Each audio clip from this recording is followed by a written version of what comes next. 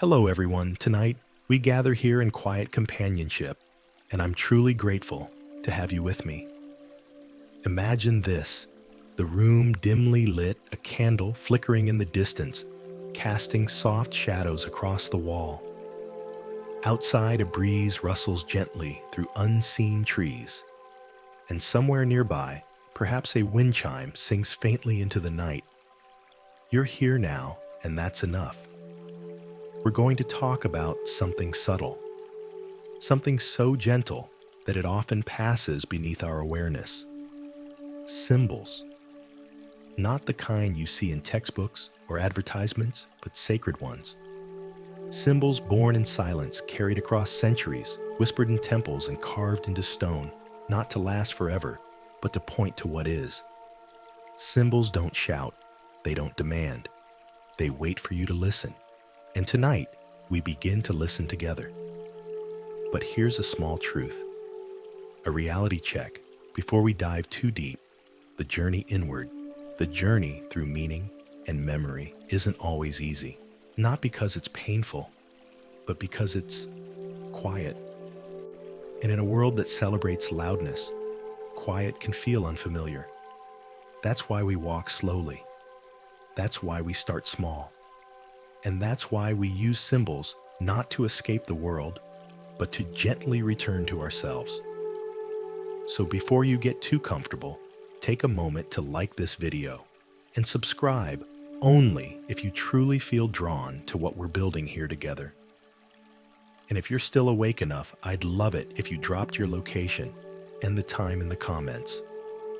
It always warms my heart to know where you're listening from and how the night wraps around you. Now turn off the lights, maybe turn on a fan for some gentle noise, and let's embark on tonight's journey together. There's something mysterious about a symbol, isn't there?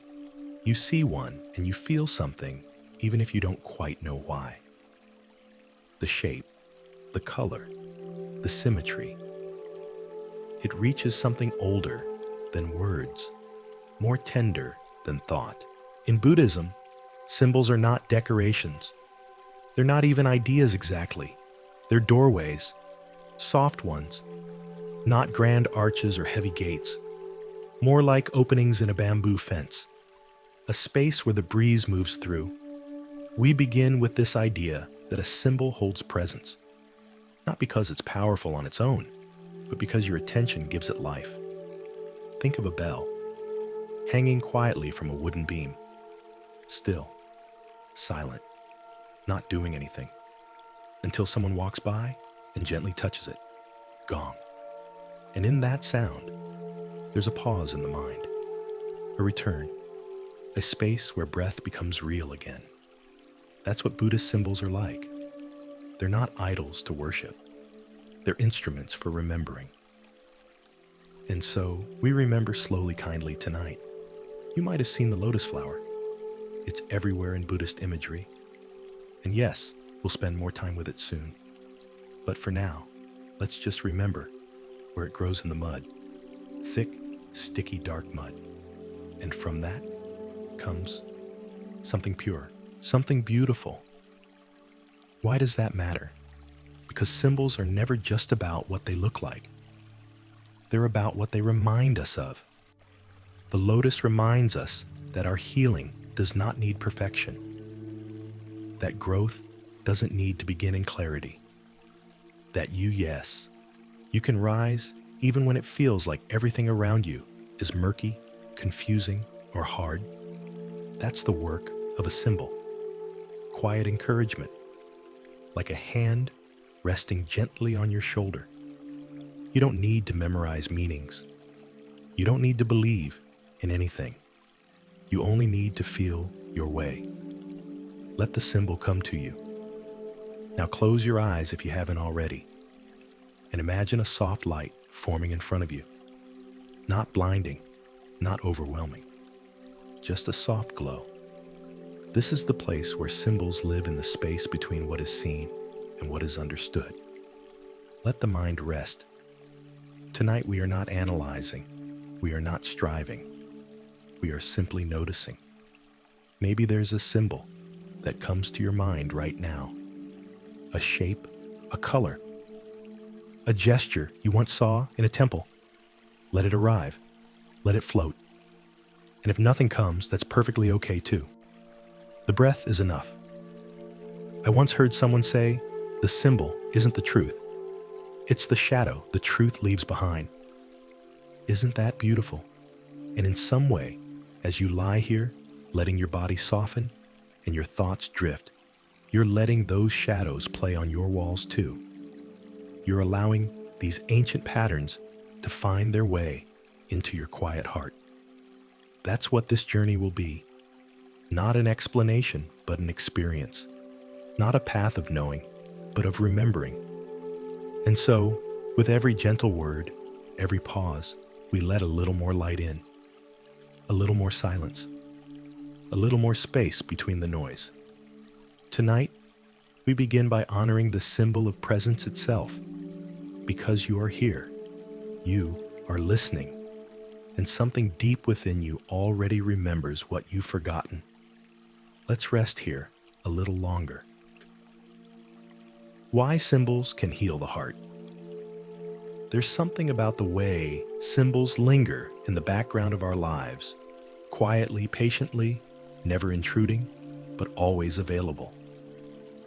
And if you've ever found comfort in something as simple as the image of a lotus, or the shape of a Dharma wheel drawn in soft lines on parchment or stone, then you already know a symbol can speak when words no longer soothe. Tonight, we stay with this idea, not to think about symbols, but to let them be with us.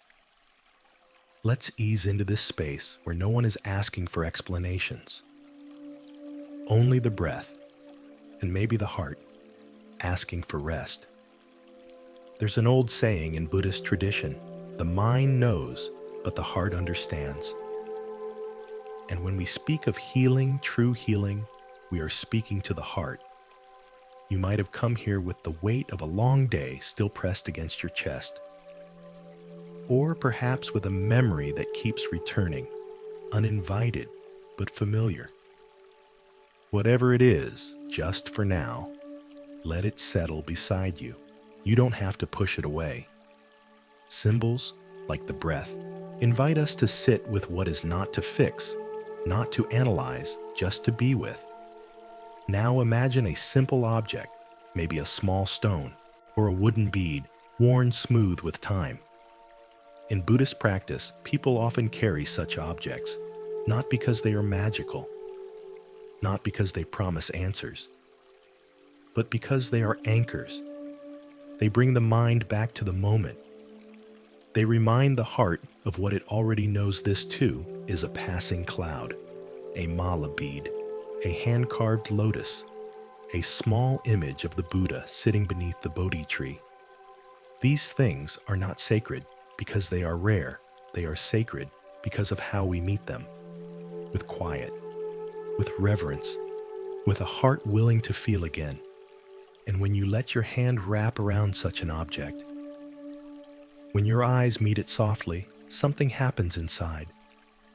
Not loud, not dramatic, just a small loosening of what was tight, a slight softening of the space behind your ribs. That's how symbols begin to heal. Not by doing anything, but by being something you can rest your attention on when the world feels like too much. We often try to heal by thinking, why do I feel this way? When will this end? How can I fix it? But healing isn't found in answers, it's found in allowing. Allowing what's broken to be seen.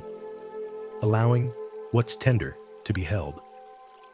Symbols don't solve our pain, but they do something perhaps even more important. They accompany us through it. You might recall a time when simply lighting a stick of incense calmed you, not because of its scent alone, but because of the ritual of it. The motion, the flame, the smoke curling upwards like a prayer with no words.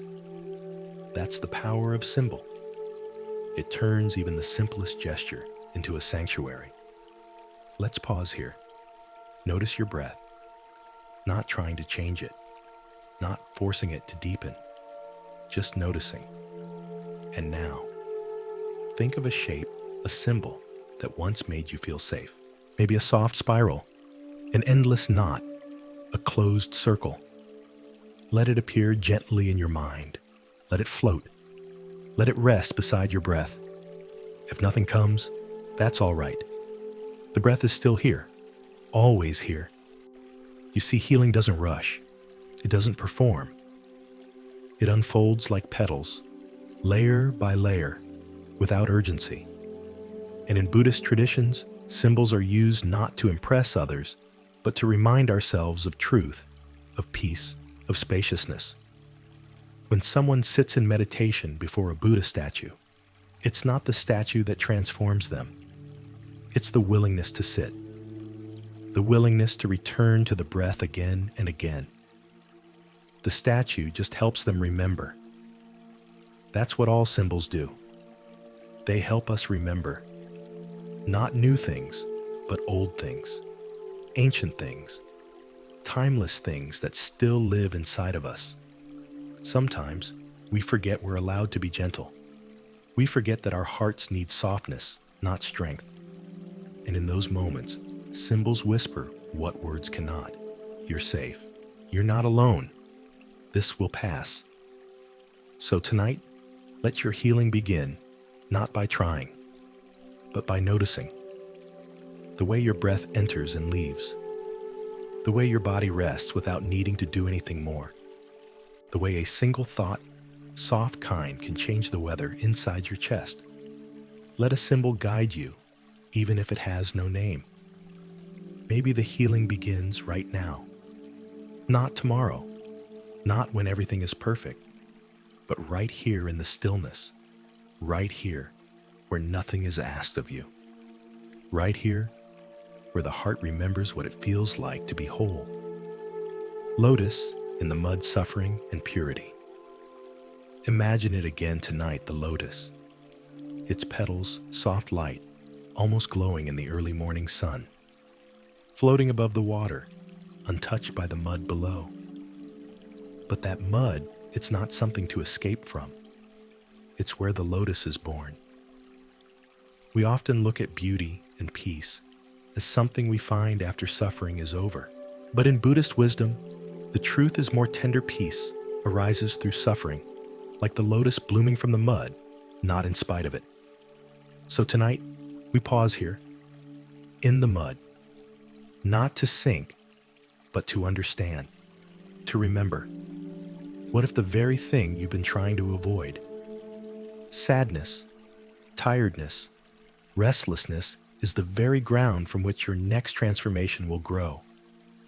In Buddhist symbolism, the lotus is not just a flower, it's a teaching about purity, yes, but not the kind of purity that means perfection. This purity means freedom, a purity of heart that no longer clings, no longer resists. The mud doesn't make the lotus dirty. The mud makes the lotus possible. Take a breath and let that sink in. Sometimes your struggle isn't something to be fixed. It's part of your blooming. Sometimes your sorrow isn't a mistake. It's the soil of awakening. Can you feel that? Let's imagine together the scene. A still pond in the forest. Morning mist clings gently to the surface of the water. Beneath the surface, darkness, depth, tangled roots. And yet, there it is, a single lotus pushing up through the water, rising, quietly, without anyone watching. It doesn't force its way. It doesn't rush. It simply grows because that is what it was meant to do. And so do you. You grow too. Each night you survive. Each tear you release. Each time you return to the breath and say, "This too, I will meet with kindness," you rise. You might think, "But I'm not peaceful like the lotus. I'm messy, overwhelmed, still struggling." That's okay. Even the lotus is covered in mud when it begins. But it never stops reaching for the light. And that's what makes it sacred. In many Buddhist images, the Buddha is shown sitting on a lotus, not because he was beyond suffering, but because he understood it completely. He sat with it, breathed through it, transcended it, not by escaping, but by seeing it clearly. You can sit like that too, not because you have no pain, but because you are learning to make peace with the mud. There's a saying, no mud, no lotus. Let's make it even gentler tonight. No difficulty, no growth. No pain, no compassion, no darkness, no understanding of light. And as you lie here now, drifting between the space of listening and dreaming, let the image of the lotus float with you. Let it be your symbol for this moment, not a symbol of something you are not yet, but of something you already carry within. Can you feel the bloom beginning? It might not be obvious. It might not be fast, but deep inside, something softens when we stop blaming the mud and start honoring the roots. You are not behind. You are not broken. You are simply growing in the way that all sacred things grow, through patience presence and the willingness to keep reaching. And even now, in this stillness, your breath is moving like water. Your thoughts are floating like clouds, and your heart, your gentle, beautiful heart, is learning to bloom. So let the lotus stay with you tonight. Let it rest beside your breath. Let it rise with you as you dream. Let it remind you that the mud was never a mistake. It was always part of the miracle. The meaning of the 8-petaled lotus. Let's stay with the lotus tonight. But this time, not just as a flower rising from the mud. Let's look closer, so close that you begin to notice its petals, one by one, softly unfolding. 8 in total. In many Buddhist traditions, especially in Mahayana and Vajrayana lineages, the lotus is often depicted with 8 petals, not just for symmetry, not just for beauty, but as a symbol, a quiet map, 8 petals, 8 directions, 8 windows of awakening. They mirror something very important, the Noble Eightfold Path. You may already be familiar with this teaching, or maybe it's your first time hearing it. Either way, you don't need to remember it right now. You just need to feel it. Imagine this. You're holding a lotus in your hand. It's soft open and glowing gently. Each petal represents a step toward deeper peace, deeper clarity, and a softer way of being in the world. The first petal is right view, a gentle reminder that the way we see the world shapes our experience of it. If we look through lenses of fear, everything seems like a threat. If we look through lenses of compassion, everything becomes an invitation. Right view is not about being right, it's about seeing clearly. The second petal is right intention. What does your heart long for? What quietly drives your actions, even when no one is watching? When intention is rooted in kindness, the smallest act becomes sacred. The third petal is right speech. Think of it as verbal mindfulness, speaking truthfully, speaking kindly, and sometimes choosing silence when it nourishes more than sound. The fourth petal, right action. Not perfect action, but conscious, compassionate action. The things we do with our hands, our time, our presence. Even the act of lying here and choosing rest, that's a kind of right action too. The fifth petal, right livelihood. How we earn a living, how we contribute to the world. Does it harm? Does it heal?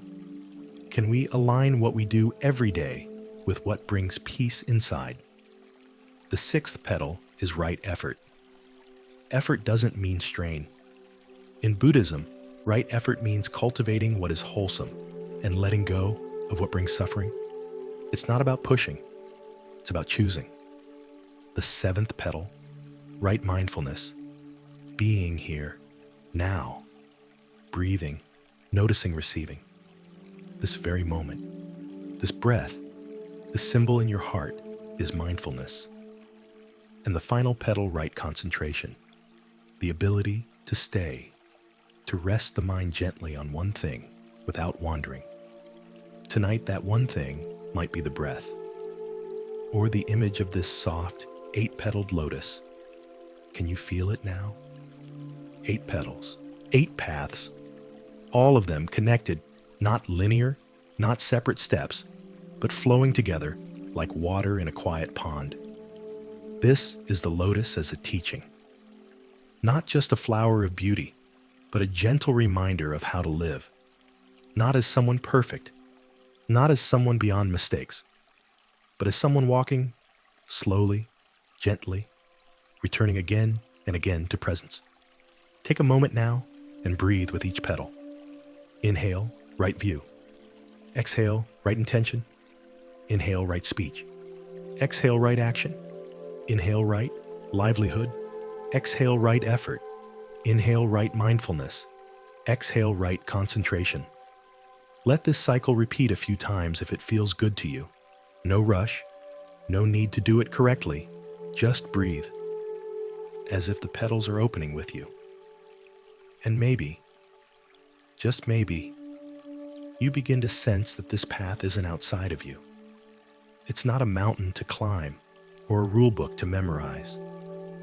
It's already in your breath, in your kindness, in your willingness to soften. The eightfold lotus blooms not in faraway temples, but in hearts that are ready to remember. So let the lotus stay with you again tonight.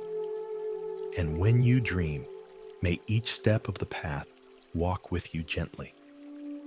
The Dharma Wheel, turning within. The wheel appears again. You've seen it in temples, in paintings carved into ancient stone walls. 8 spokes perfectly even. A circle with no beginning, no end. It is called the Dharma Chakra, the Dharma Wheel. But tonight, we won't study it from outside. We'll step into it. We'll let it turn within. Let me invite you to settle just a little deeper now.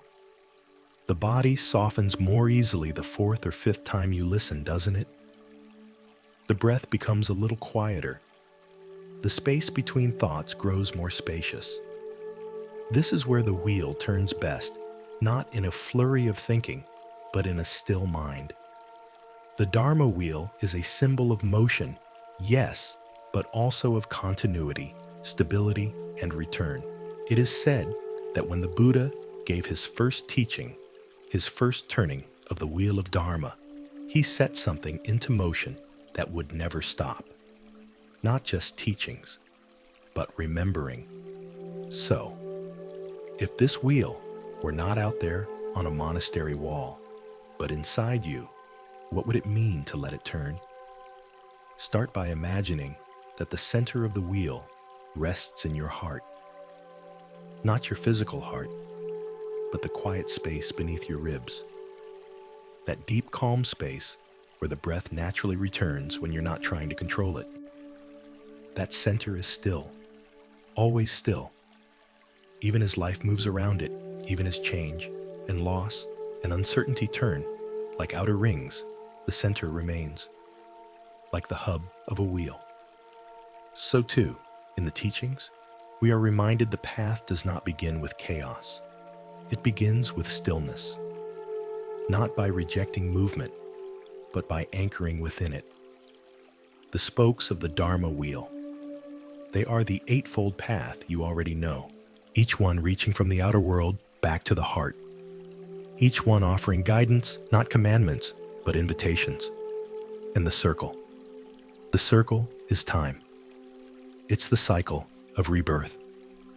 It's the reminder that nothing ever ends abruptly.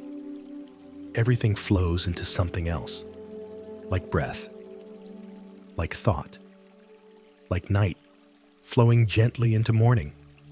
So if you imagine yourself sitting quietly at the center of this symbolic wheel, how does that feel? Does it comfort you to know that even while the world spins, you can remain rooted? Does it feel like surrender or like strength? Maybe it feels like both. And maybe that's the secret of the Dharma Wheel. It teaches us to move without getting lost, to engage without clinging, to turn toward life with equanimity even when everything around us seems uncertain. You see, in modern life, we often believe that peace means stillness outside, that we must stop the world to feel calm. But the Dharma Wheel reminds us we can turn with the world without being thrown from it. We can move and still remain centered. This is not a grand epiphany. It's a quiet knowing, a feeling that deepens each time you choose not to react in haste. Each time you return to your breath before you speak. Each time you remember, I don't need to fix this. I can just be with it. That is turning the wheel within. And tonight, as you lie there, listening, breathing, perhaps even drifting, let the wheel turn quietly inside you. Let the spokes connect every part of your being, thought, word, intention, action. Let it all be one motion, one breath, one sacred turning. You are not behind. You are not off the path. The wheel was always inside you, waiting only for your stillness to begin spinning again. And now, it turns, softly, endlessly, like the night sky slowly circling above us.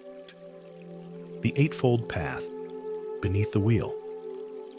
Now that the Dharma Wheel has begun its quiet turning within you, let's take a closer look, not at the wheel itself, but at the path it carries. Because at the heart of that wheel, there is a journey, a soft, steady one.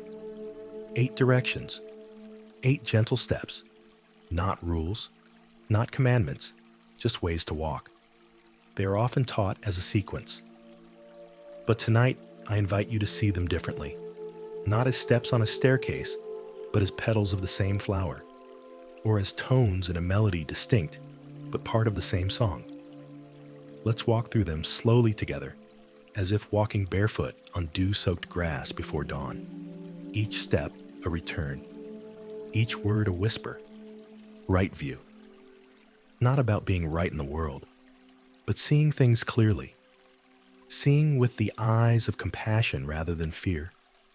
Seeing suffering, yes, but also seeing the causes of peace.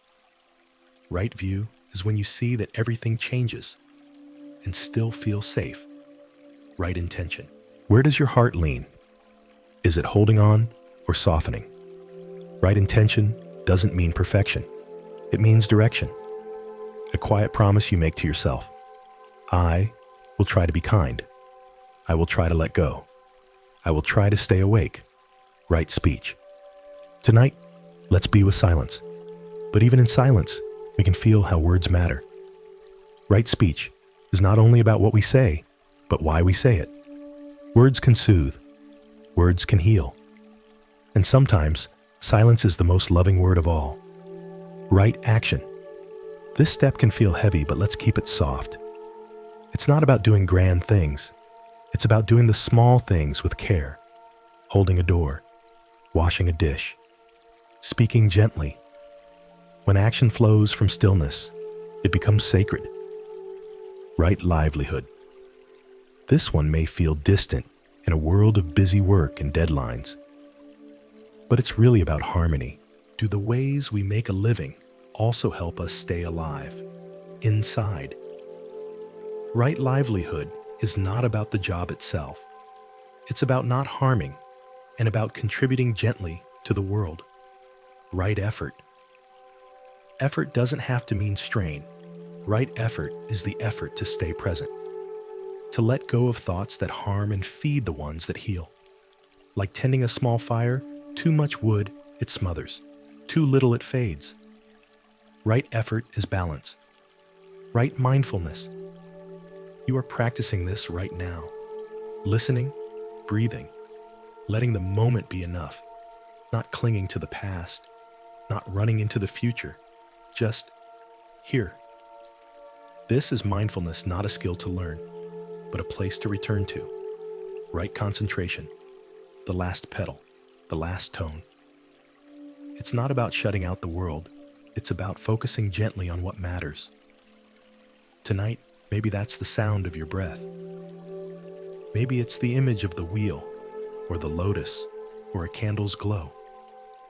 Let the mind rest softly on something sacred and stay.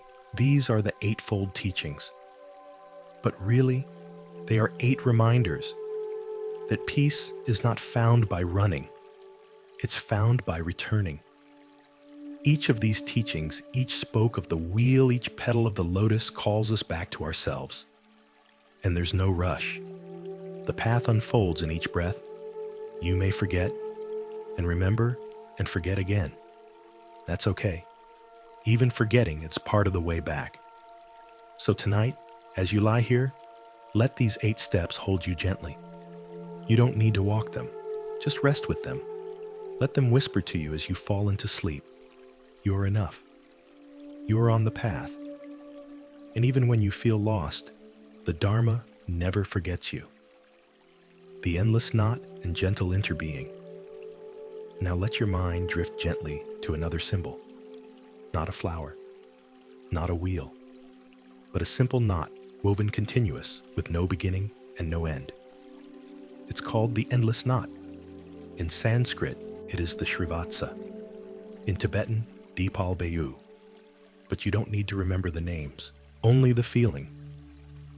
Look at it in your mind's eye, a line weaving in and out, looping over and under itself, forever entwined. Tonight we don't study the knot. We listen to it. What does it whisper? Maybe this: you are never alone. You see, the endless knot is a symbol of interbeing, a word coined by the great Vietnamese teacher, Thich Nhat Hanh. It means that nothing exists by itself. Everything is connected to everything else, and that includes you. When you breathe air touched by the trees. When you cry, your ancestors cry with you. When you smile at someone, even a stranger, they carry that warmth into their next moment, and maybe even pass it on. This is the gentle mystery of interbeing. The knot shows us that the fabric of reality isn't straight and linear. It's woven, curved, entangled. That thing you're feeling tonight, someone else has felt it too. That question in your heart, it has echoed through countless hearts before you. That small act of kindness you offered last week or last year, it might still be unfolding in someone else's life even now. When you truly understand the endless knot, something softens inside, because you no longer feel the need to do everything alone. You no longer believe the lie of separation, and this too is a form of healing. Imagine it now, the knot resting in your chest, not tightening, not pulling, just existing. A quiet reminder that everything you are has been touched by others, and that everything you do leaves a trace. This interconnectedness isn't meant to overwhelm you. It's meant to hold you. It means that when you suffer, the world holds its breath with you. When you heal, your healing becomes part of the world's healing too. Let's stay here a moment longer. Let the knot show you the gentle way things touch, the way sound touches silence, the way breath touches stillness, the way memory touches the present. Each thread of the knot is like a life. Yours, mine, the lives of those long gone and those yet to be born. They loop together not tightly, but gracefully, not to bind, but to connect. You are part of this, not separate, not forgotten, but woven. Maybe this is why the knot has no loose ends, because even the moments that feel broken are part of the whole. Even your sorrow belongs. Even your confusion is embraced by the weave. And when you lie here tonight, with your body growing heavier and your breath slowing down, perhaps the knot begins to glow within you, not with brilliance, but with a soft golden light, the light of presence, the light of connection. You are here. You are part of the pattern. And even now, the knot continues on and on, beyond your thoughts, beyond this night. A quiet pulse through all things. An unbroken path of being. The flow of karma in a knot. Let's stay with the knot a while longer. Not just as a symbol of connection, but as a soft, quiet map of karma, of cause and effect, woven not with judgment, but with grace. In many Buddhist traditions, the endless knot represents the flow of karma, but not as punishment, not as a debt to repay. Instead, karma as a rhythm of intention and unfolding. Take a moment now to picture the knot again. Its threads curve back over themselves. No clear start, no clean ending. That's the nature of karma. It weaves through moments, lifetimes, memories, and even silence. We are not isolated beings making random choices. We are part of a pattern. Each thought we plant, each word we speak, each breath we take, they ripple. Not always in ways we can see, not always quickly, but always with care. So tonight, rather than thinking of karma as something you earn, let's feel it as a current you join, like a gentle stream you step into.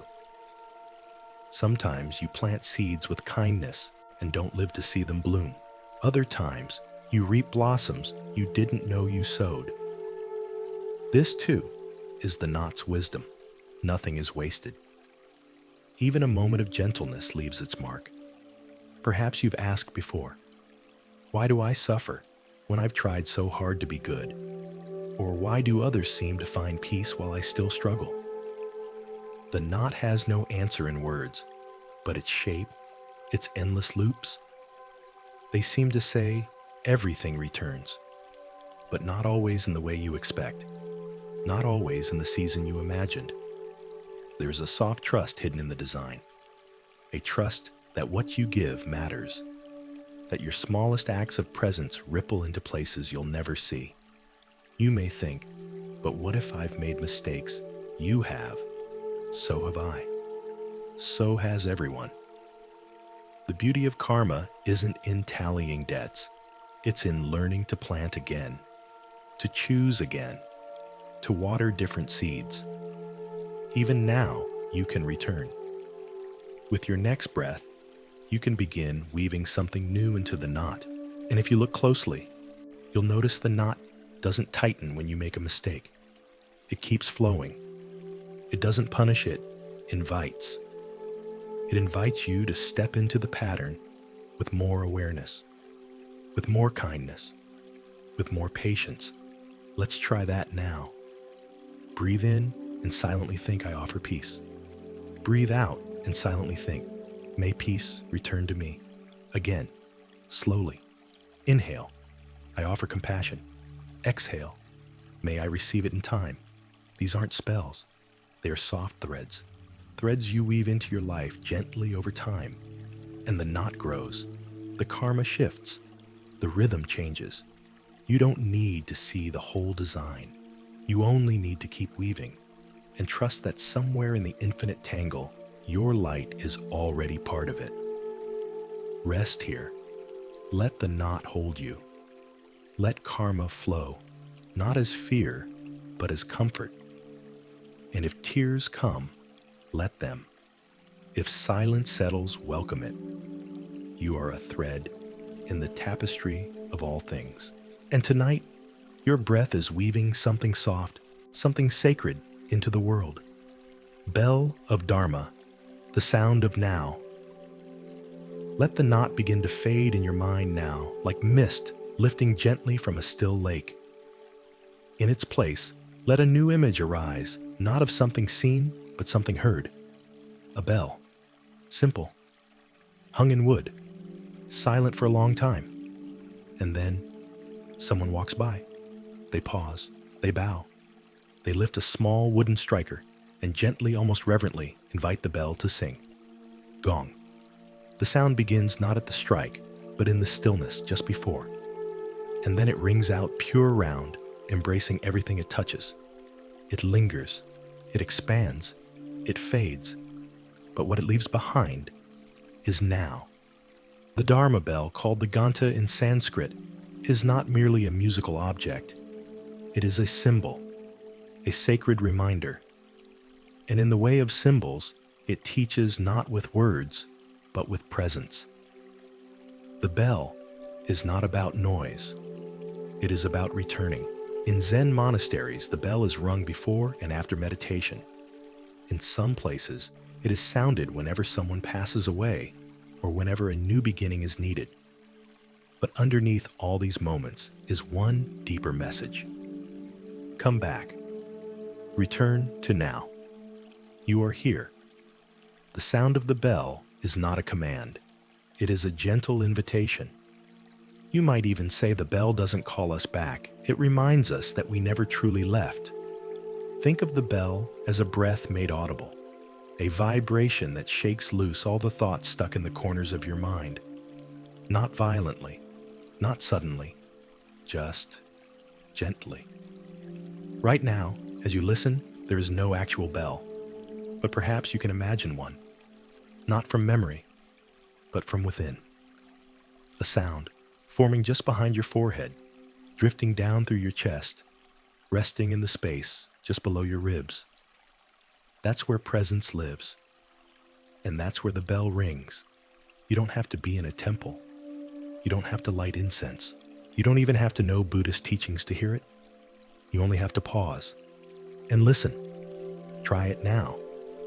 Close your eyes if they're not already closed. Imagine striking the bell, not with effort, but with ease.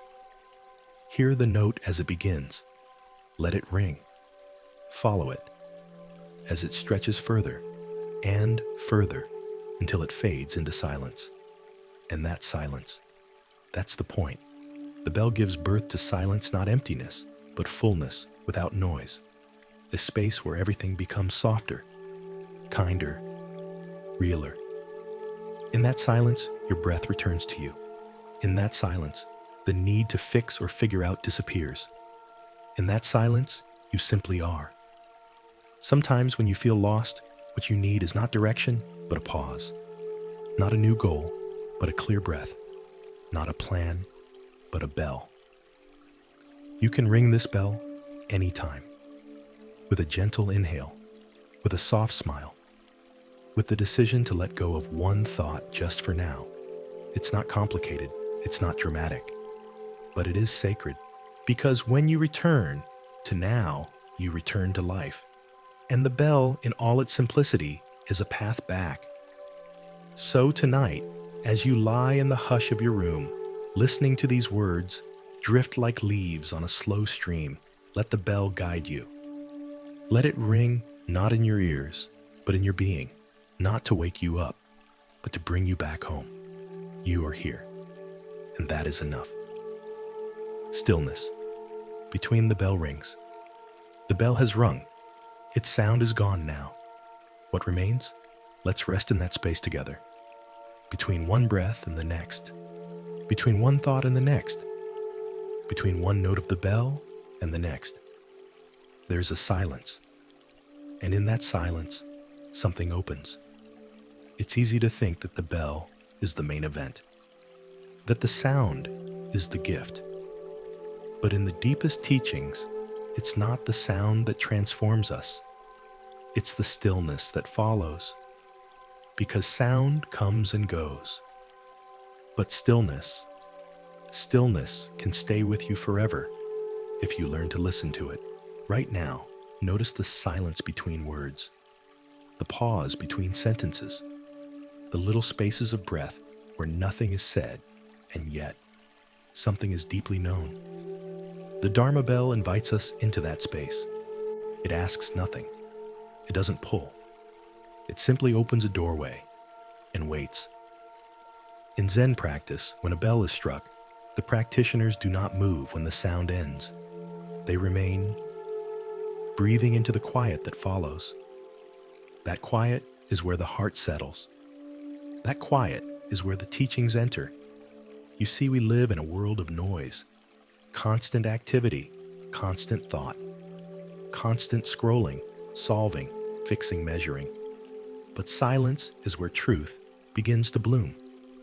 It's in silence that we start to notice the small things, the tightness in the chest, the tension in the jaw, the lonely memory that wanted to be felt, not solved. Silence isn't blank. Silence is honest. It doesn't try to distract. It doesn't try to perform. It simply holds. And in the space between the bell rings, you are held too. So tonight, instead of waiting for the next sound, let's soften into the space between. Let go of the idea that something else is coming. Nothing more is needed right now. The stillness is the practice. Let it wash over you like warm air. Let it hold you like an old friend. Let it remind you that rest doesn't mean doing nothing. It means letting everything be exactly as it is without resistance. In Buddhist traditions, this space is sometimes called shunyata, emptiness. But emptiness does not mean void or lack. It means spaciousness, a place where things can arise, live, and dissolve without clinging. Right now, you are not trying to hold anything. You are not clinging to joy. You are not pushing away sorrow. You are just here, in the pause, in the soft light between thoughts, and in that space healing happens quietly. The body softens. The heart unwinds. The breath deepens, not because you're controlling it, but because you're finally allowing it. Let's try this together. Breathe in slowly. Pause. Breathe out slowly. Pause again. Can you feel the stillness? It's not separate from you. It's not something to find. It's something you already carry beneath the noise, beneath the effort. It's the still pond at the center of your being. Tonight, the bell has rung. But the true invitation is this. Can you stay in the silence that follows, not forever, not even for long, just long enough to remember who you are when nothing pulls at you? Let that be your practice. Let that be your peace. And let the stillness between the bell rings be your temple tonight. Mala beads and mindful repetition. Tonight, as we continue walking gently on this path of sacred symbols, let your attention fall upon something simple, something small enough to hold in your hand, but deep enough to hold your whole intention. A string of beads. You may have seen them in temples, in the palms of monks, or wrapped softly around a wrist like a quiet companion. They're called mala beads, 108 beads, each bead a breath, each breath a step, each step a return. But more than a tool, mala beads are a practice of presence. They are not jewelry. They are not decoration. They are rhythm. And tonight, they are our symbol of repetition, of softness, of choosing the same quiet thing over and over until the heart remembers what the mind forgot. Imagine holding them now. You feel the slight texture of the beads beneath your fingertips. You begin at the starting bead, the guru bead, where the journey begins. You touch the first bead, inhale softly, and perhaps you whisper a word, peace. Then the next bead, another breath, another whisper, compassion, and again, until the outer world begins to fade, and all that remains is this quiet rhythm of being. That's the gift of mala practice. It replaces the chaos of mental spinning with a kind, gentle turning, not racing, just circling. And within that circle, something starts to soften. Mala beads aren't magic. They don't change your life in a flash. But they do offer you something sacred, a place to return to, a rhythm to hold on to when the world feels like it's spinning too fast. Each bead is an invitation to slow down, to feel your breath, to speak gently, to meet yourself. In Buddhism, mala beads are often used for mantra recitation, a simple phrase spoken or whispered with each bead, not to manifest, not to demand, but to remember the sacred, to remember stillness, to remember kindness. Some might say, why repeat the same word over and over? But in that question lies the answer. Because we forget. And repetition, when done with love, not force, is remembrance. It's like rocking a child to sleep. You don't shake them awake. You hold them. You sway. You hum the same lullaby again and again until they melt into rest. You can do that for yourself. You can rock your own restless thoughts to sleep with repetition, with gentleness, with a single sacred word repeated like a soft rhythm beneath the breath. Maybe you don't have beads in your hand right now. That's okay. Your breath can be your mala. Each inhale a bead, each exhale another, each cycle a soft turning of the soul toward peace. You don't need to finish all 1 or 8. You don't need to do it right. You only need to begin, and then begin again. That's the heart of the practice, not perfection, but return. So tonight, I invite you to whisper something to yourself, a word that soothes, a word that warms. Something like, I am safe, I am enough, I am here. Repeat it, not loudly, not urgently, just with presence. And if your thoughts wander, that's okay. The next bead, the next breath is always waiting. And when you reach the guru bead again, pause, bow your head, even if only in your heart. You've made a full circle. You've walked the whole path right here in your breath. Let the mala rest now, even if it's only in your imagination. Let the repetition carry into your sleep. And let each breath that follows feel like a quiet continuation of your practice, a loop that never ends, a rhythm that always welcomes you home. Mantra as symbol, breath as path. Tonight, let's linger in that rhythm a little longer. We've held the mala, felt its turning, followed its gentle loop of presence. Now let's listen more closely to what we whispered with each bead. The mantra. A simple word. A phrase. Spoken, repeated not to convince, but to become. Not to summon something outside of you, but to awaken something already within. Mantras are not just sounds. They are symbols made of breath.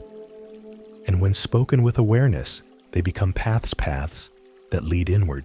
In Sanskrit, mantra comes from 2 roots, manas mind, and tra instrument, or tool. So a mantra is a tool for the mind, but not a hammer, not something to control or force. It is more like a tuning fork, bringing your awareness gently into resonance with something deeper, something timeless, something sacred. The most well-known mantra is simple yet infinite Om, just one sound, but within it, the whole universe. Creation, sustaining dissolution, all woven into a single breath. When you chant Om, you're not performing, you're remembering. You're letting your breath become sacred not by changing it, but by listening to it, feeling it, trusting it. Try it now. No need to say it aloud. Just breathe it in. Inhale gently, and imagine the sound forming deep inside your chest. Oh. Exhale slowly, letting it dissolve into silence. And then pause. In the pause, feel, not the sound, but the echo, the space it leaves behind. This is the true heart of mantra practice. It's not just in the saying, it's in the space that follows. Other mantras may speak more directly to the heart, Om, Mani, Padme Hum, the jewel in the lotus. It is a prayer of compassion, a sound symbol that carries the essence of Avalokiteshvara, the Bodhisattva of great kindness. You don't have to know its meaning fully to let it hold you. You only have to let it be what it is, a sacred rhythm, a vibration of peace. Mantras are not about belief.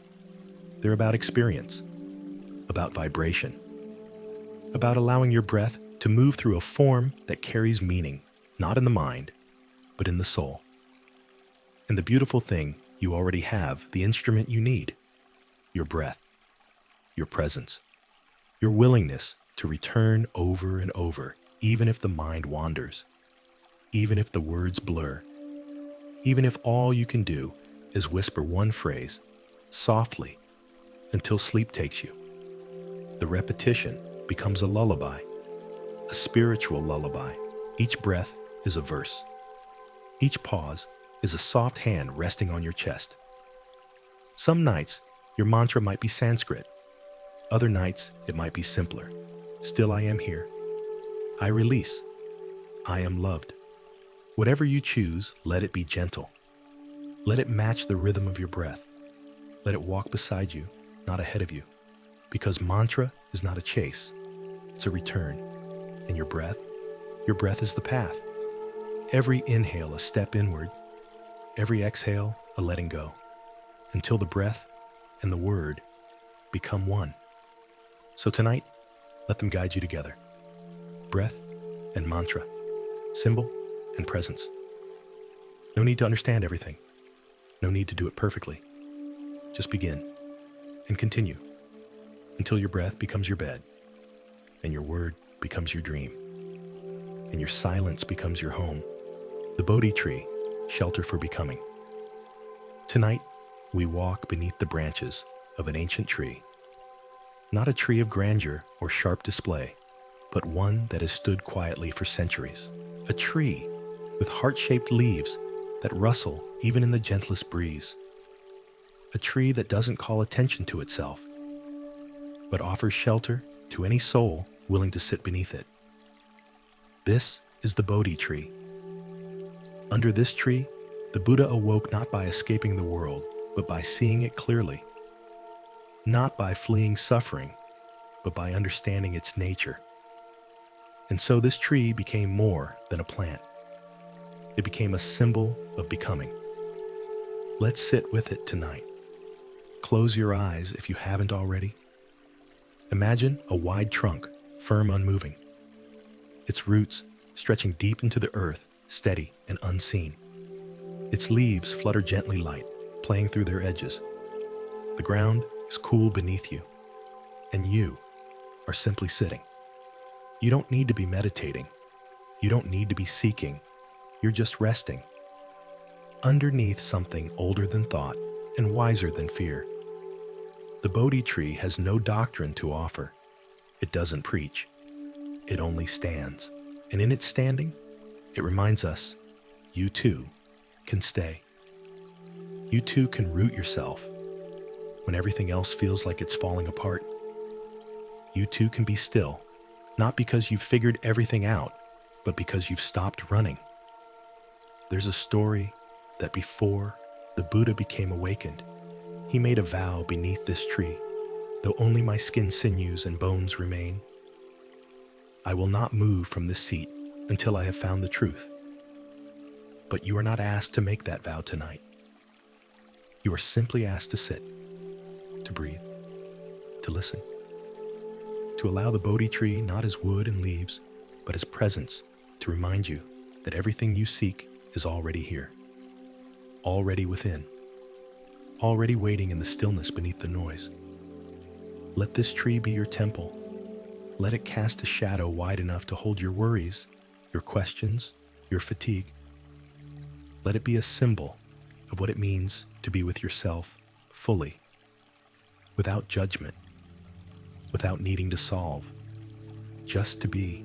Sometimes we think growth must be dramatic, loud, visible. But the tree teaches us that becoming is often quiet, invisible, like roots growing deep in the dark. Even now, as you lie here barely moving, you are becoming. Each breath settles the soil. Each moment of stillness allows your roots to reach a little further into the ground of your being. And the leaves of your awareness begin to soften, to tremble in the breeze of now. You don't have to know what kind of awakening you seek. You don't need to define it or name it. You only need to be willing to stop, to sit, to stay. The Bodhi tree is not a finish line. It is not a monument. It is a symbol of patience, a companion for the one who is ready to rest without retreating. So tonight, let this tree cover you. Let it hold your dreams. Let it remind you that peace does not come from effort alone. Sometimes, it comes from the simple act of staying present, staying kind, staying soft even when things are hard. And if you listen closely now, you might hear its leaves whispering above you, softly, like breath, like truth, like a blessing. You are safe here. You are allowed to grow slowly, and you are already becoming without even trying. Leaves that tremble like thoughts. Still beneath the Bodhi tree, let us shift our gaze gently upward, not to the grand trunk, nor to the ancient roots those have held us, steadied us. Now, look to the leaves, thin, tender, heart-shaped. They dance not with effort, but in response to the breeze. They do not resist the wind. They do not question its direction. They simply move. And in their trembling, there is a message.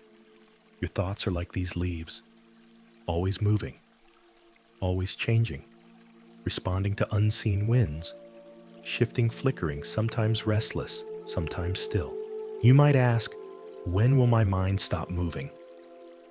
And the Bodhi tree might answer not with words, but with its gentle rustle. It does not need to. You see, in meditation and in life, we often believe that a quiet mind means a still mind. But true quietness is not the absence of thought. It is the absence of struggle against thought. You don't need to still the leaves.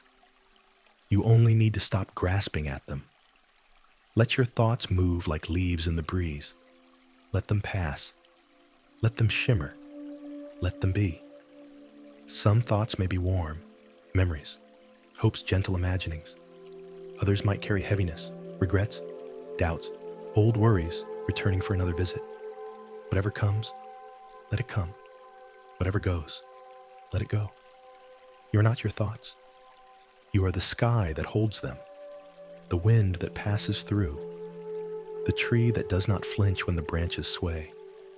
And just as the tree doesn't blame its leaves for moving, you don't need to blame your mind for thinking. This is one of the most compassionate teachings the Buddha offered, that the mind is not your enemy. It is not a problem to fix. It is simply a field where thoughts arise and pass like clouds, like breezes, like leaves.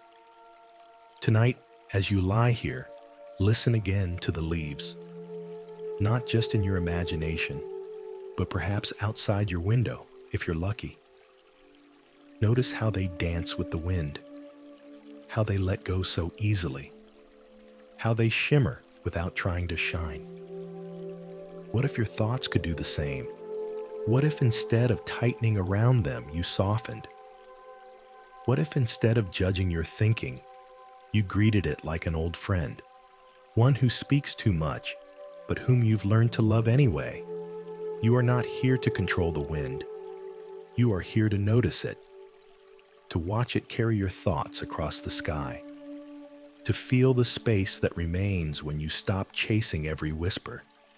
And in that space, a new stillness is born, not forced, not hollow, but natural, like the silence between the rustling, like the light between the leaves. So tonight, if your thoughts come, let them.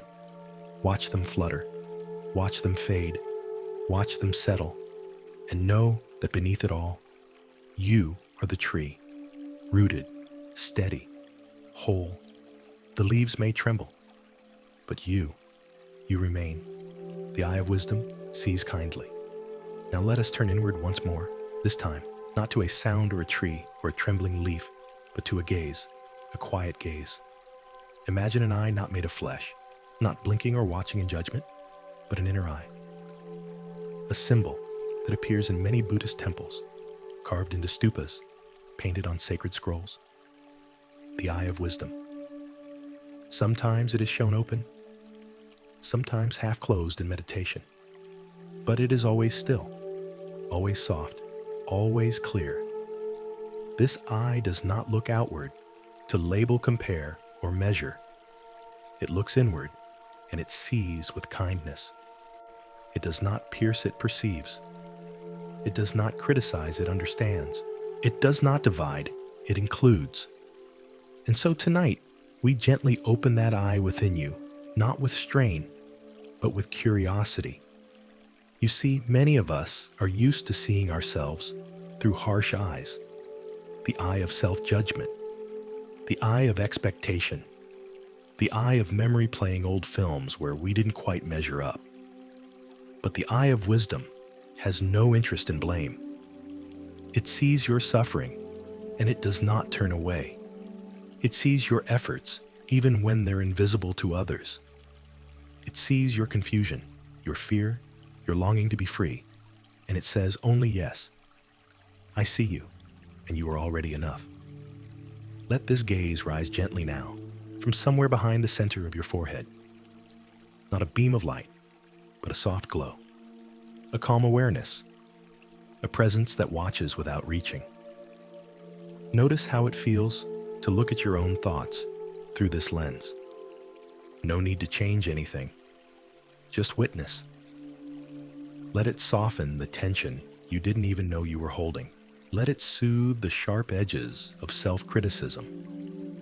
And if a memory surfaces, perhaps something you regret, something unfinished, something unresolved, don't turn away. Look at it with the eye of wisdom. Ask softly, what are you trying to teach me? And then listen, not with words, but with your body, with your breath. This eye sees beyond blame and praise. It sees the movements of karma, the tender web of causes and conditions that brought you here, right here, where your breath meets silence. And in that seeing, it offers something rare compassion without conditions. That is what makes it wisdom. Not knowledge, not cleverness, but a deep, spacious seeing that includes the whole of you. Tonight, let that eye remain open, not in tension, but in peace. Let it be your companion as you drift closer to sleep. A guardian that doesn't guard with force, but with clarity. A light that does not blind, but gently illuminates the path inward. You are not lost. You have only been looking through tired eyes. Now you see with gentleness. Now you see with grace. Now you see through the eye of wisdom. And in that gaze, everything belongs. Even this moment, even this breath, even you, seeing without holding. We've opened the eye of wisdom within, and now gently we learn to look without holding on. In the practice of mindfulness, we are often reminded, see but don't grasp, notice but don't cling. Let your awareness be like a clear sky, not clutching the clouds, not pushing them away, just holding space.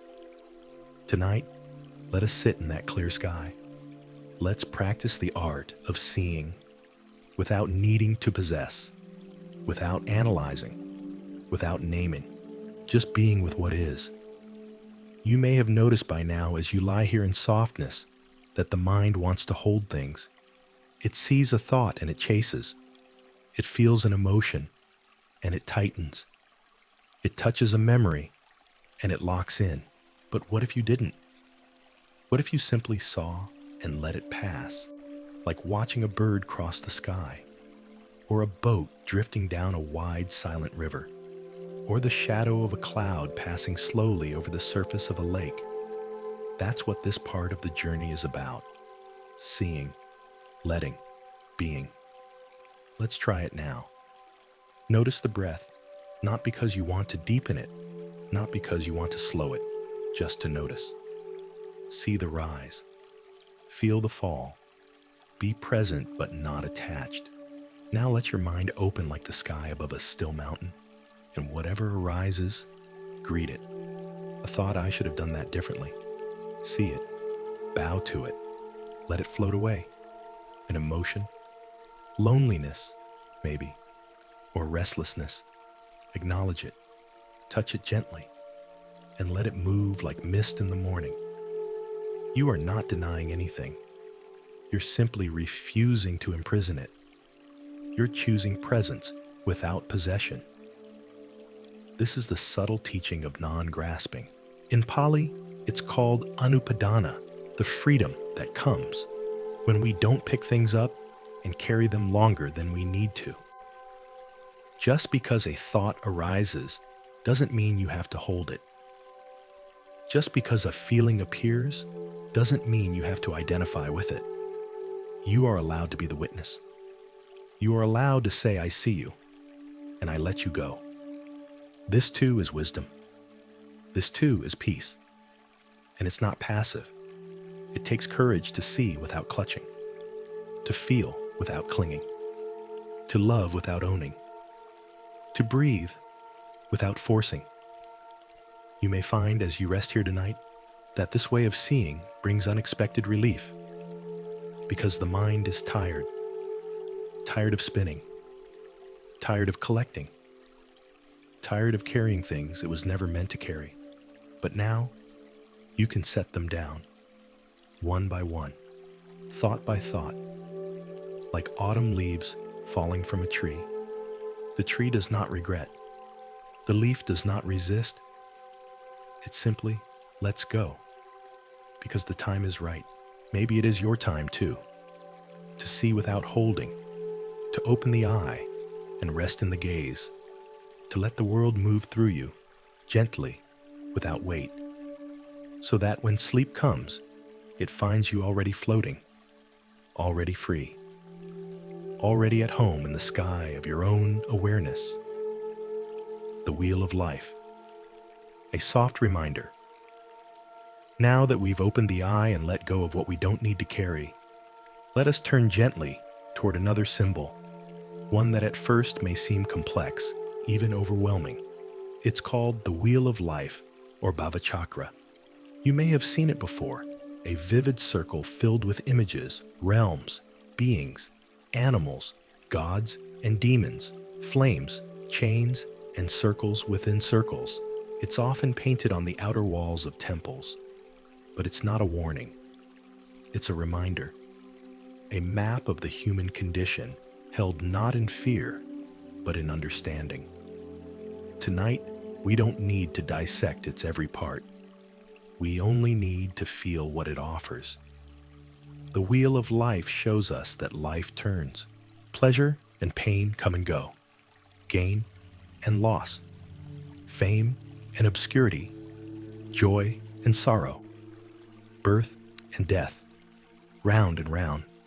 But it doesn't turn as punishment, it turns because we hold on. Because of ignorance, craving, and aversion, the three poisons at the center of the wheel, our experience keeps circling. Not just across lifetimes, but moment to moment. Craving. I want this to stay. Aversion. I need this to go away. Ignorance. I don't want to see things as they are. Can you feel those voices sometimes? They don't shout. They whisper. They whisper when you cling to a pleasant thought. They whisper when you push away discomfort. They whisper when you distract yourself just to avoid being still. But the wheel's teaching is not harsh. It doesn't condemn you. It simply says, notice.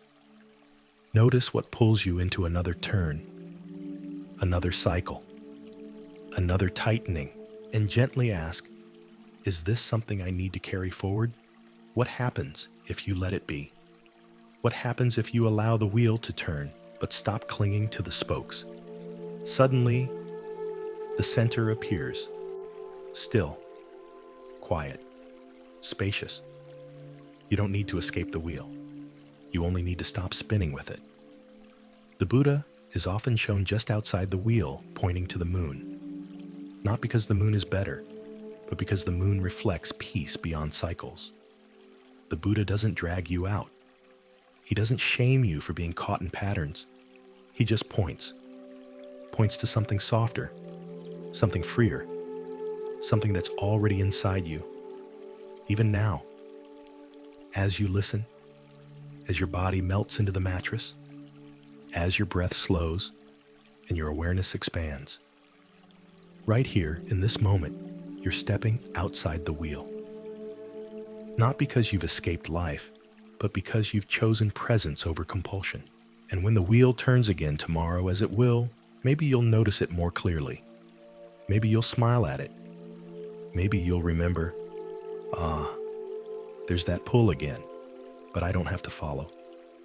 And you'll breathe, and you'll return, and you'll rest, just as you are now.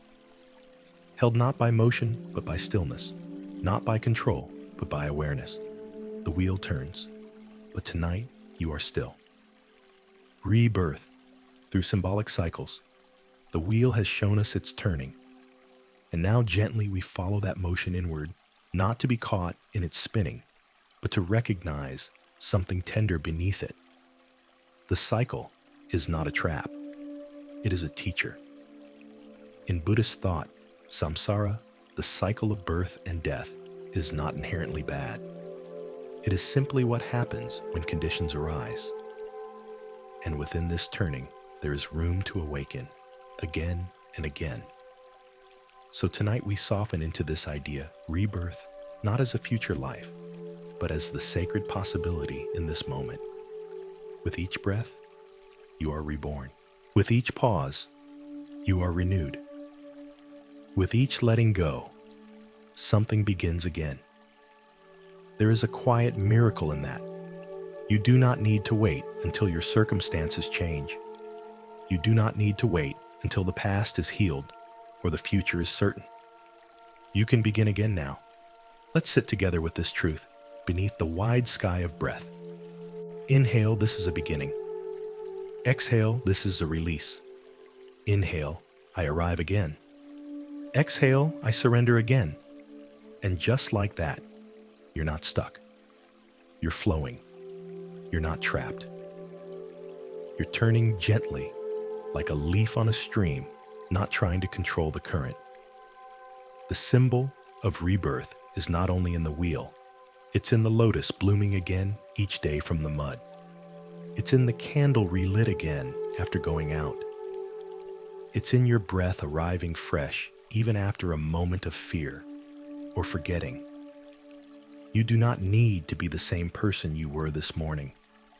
You don't even need to be the same person you were one breath ago. This is the kindness of the path. It always lets you begin again. Let that comfort you. Let it ease the weight you've been carrying, those thoughts of, I should have, I wish I had, why didn't I? The wheel turns, the breath returns, you return. And in that return, you are forgiven, not by someone outside you, but by the rhythm of reality itself. Even your suffering can be part of your rebirth. When you touch pain with mindfulness, it softens. When you witness your own fear with compassion, it begins to change. No part of you needs to be exiled. All of it joy, sorrow, doubt, wonder can come with you through the cycle into this new breath. What symbol speaks to you right now? A closed circle, a blooming flower, a doorway opening. Let it appear softly. Let it rest in your heart. And as you fall towards sleep, let your dreams be guided by this gentle truth. You are always allowed to begin again.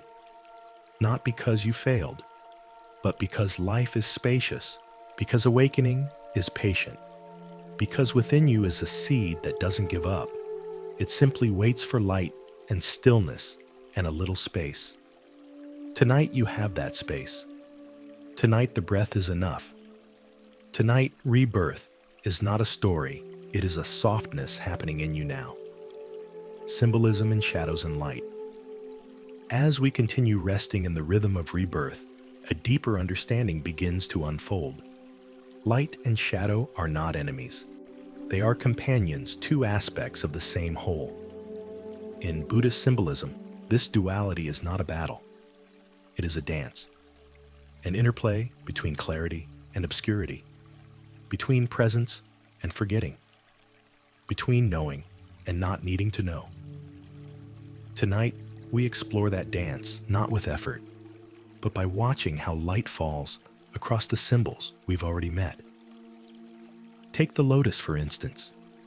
It blooms in the sunlight, but its roots, they twist through the darkness below. Without the mud, the flower cannot rise. Or the eye of wisdom. It sees everything, not just the beautiful or pleasant, but the broken, the grieving, the shadowed parts of being human. And still, it looks with compassion. Or the bell of Dharma. Its sound brings clarity, but that clarity only exists because there is space, silence to hold it. Without shadow, there is no contrast. Without night, we would not know the blessing of rest. This is why the Buddha did not teach escape. He taught acceptance. He taught us to see the nature of all things, not to divide them into good and bad, but to witness them as impermanent, interconnected, and sacred in their own becoming.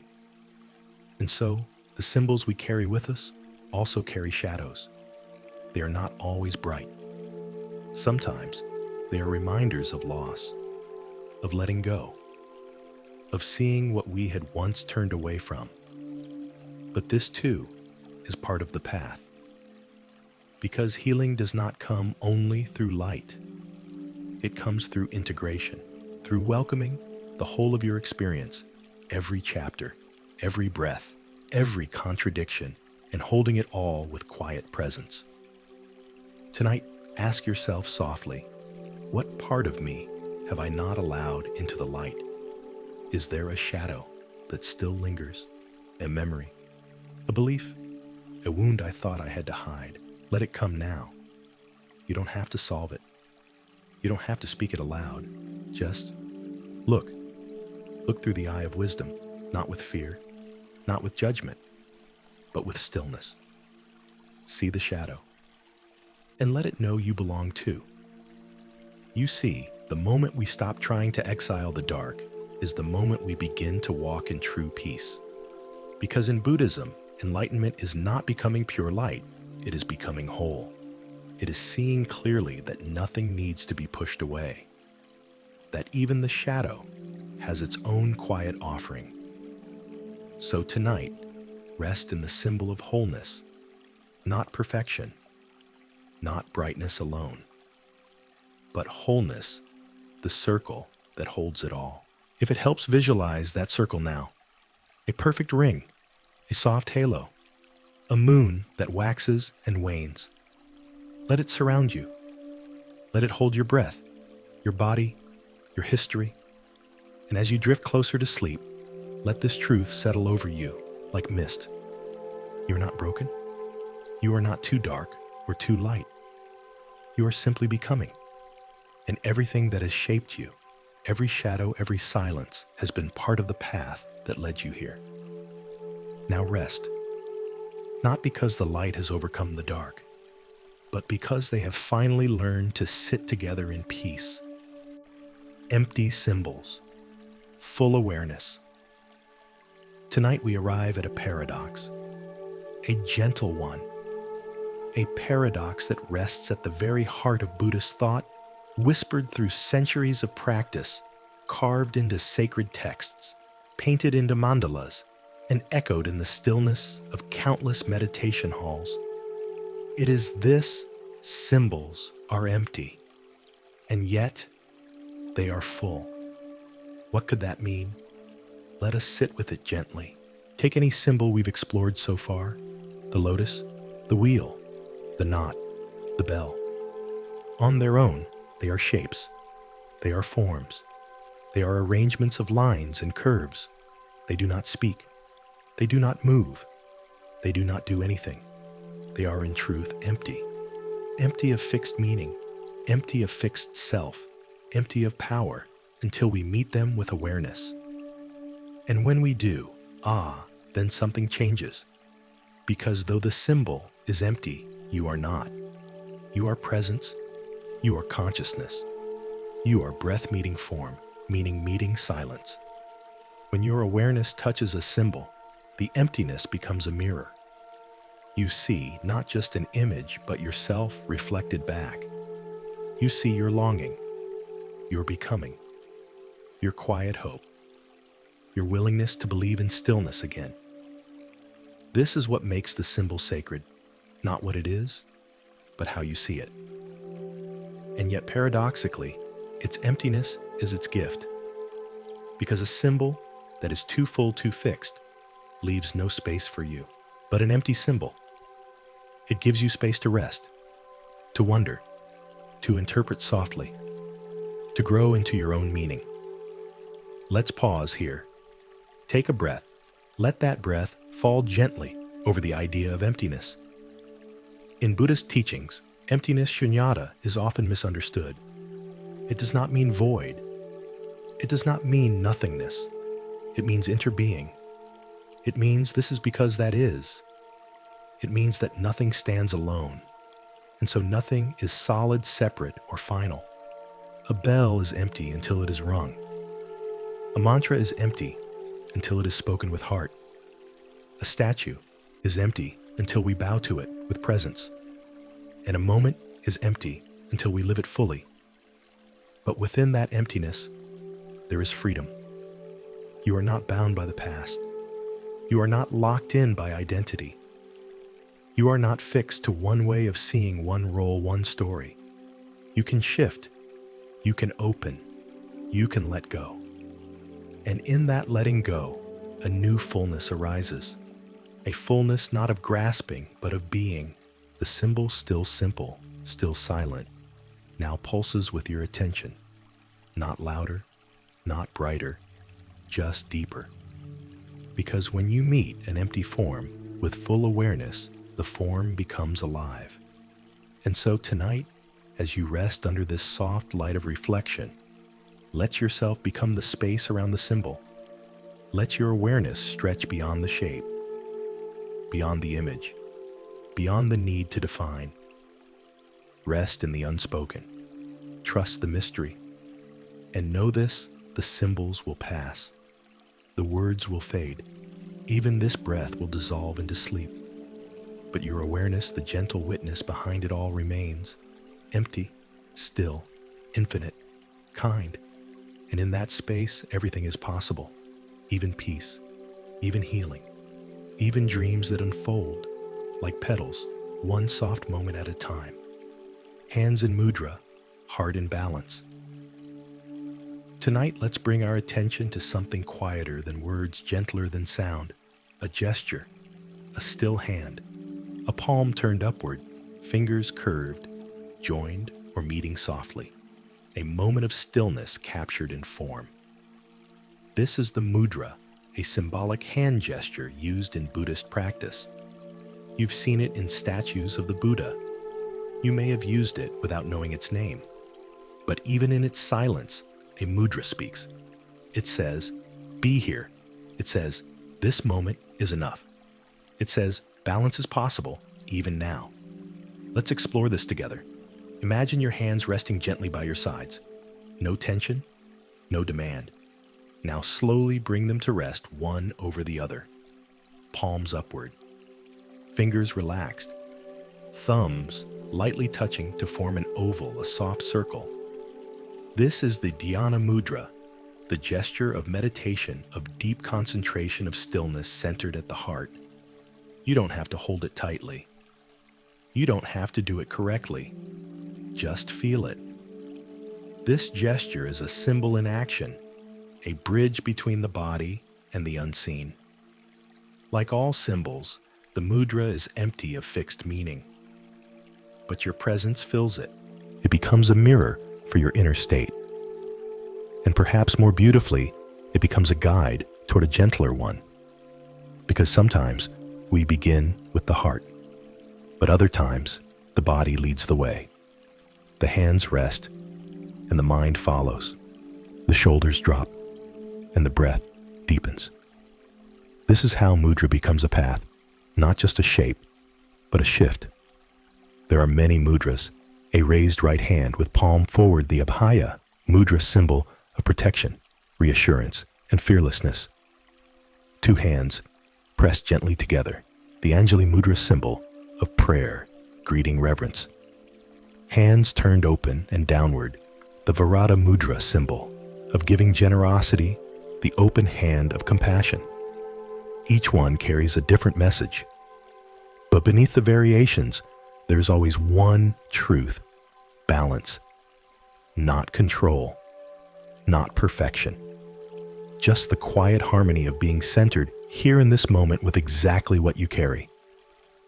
So often, our hands are busy, holding, gripping, tapping, reaching, but the mudra asks nothing of your hands, only that they rest. And in that rest, the heart remembers. It remembers how to be open, how to soften, how to offer and receive in equal measure. Tonight, you don't need to use a mudra. You can simply rest your hands in stillness and let the gesture emerge naturally.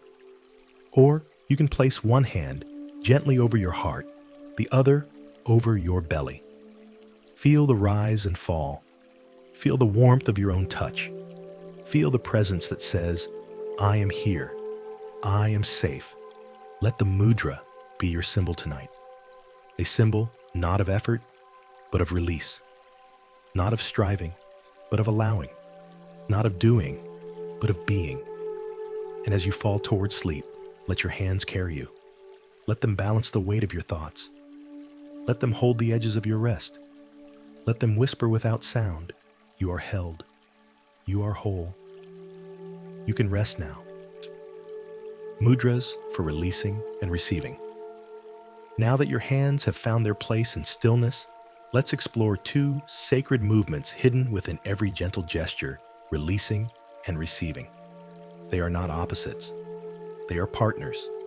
Like inhale and exhale, like night and day, one makes room for the other. And in the quiet world of mudras, these two actions done without force, without speech, can open a doorway to balance unlike any other. Let's begin with releasing. Imagine your right hand slowly opening, palm facing downward. The fingers naturally relax, pointing softly toward the earth. There's no push, no throwing away, only gravity doing its work. This is the essence of the Virata mudra, the gesture of giving, of release, of generosity. It says, with no words, I let go. I no longer cling. I offer this moment back to the earth. You might be holding something now, an old regret, a lingering tension, an unspoken expectation of yourself. Can you allow your hand, this soft downward gesture, to symbolize your permission to let it drop? You don't have to fix it. You don't even have to understand it. You can simply say, with your body, I don't need to carry this tonight. Now, turn to receiving. Let the left hand open, this time palm facing upward. Fingers curve gently, as if holding something too tender to grasp. This is not reaching. This is welcoming. The left hand becomes the symbol of receptivity, of trust, of openness to whatever arises next, without demand, without resistance. It says, I am ready to receive peace. I am open to grace. I allow whatever is needed to find me. What would it feel like to receive silence, to receive your own breath, not as a function, but as a blessing, to receive yourself exactly as you are? You don't have to earn this. You only need to be here, awake, soft, willing. So tonight, as you lie in stillness, perhaps resting both hands as mirrors of this sacred rhythm, one downward, one upward, feel what it means to let go, and also to welcome. You are not just the one who offers compassion. You are also the one who deserves to receive it. You are not just the one who releases. You are also the one who is replenished. And this balance, the rhythm of mudra, of breath, of symbol, is the very heart of meditation. It brings you back to the middle path, back to the truth that nothing needs to be forced, that when you give space, life comes in to fill it.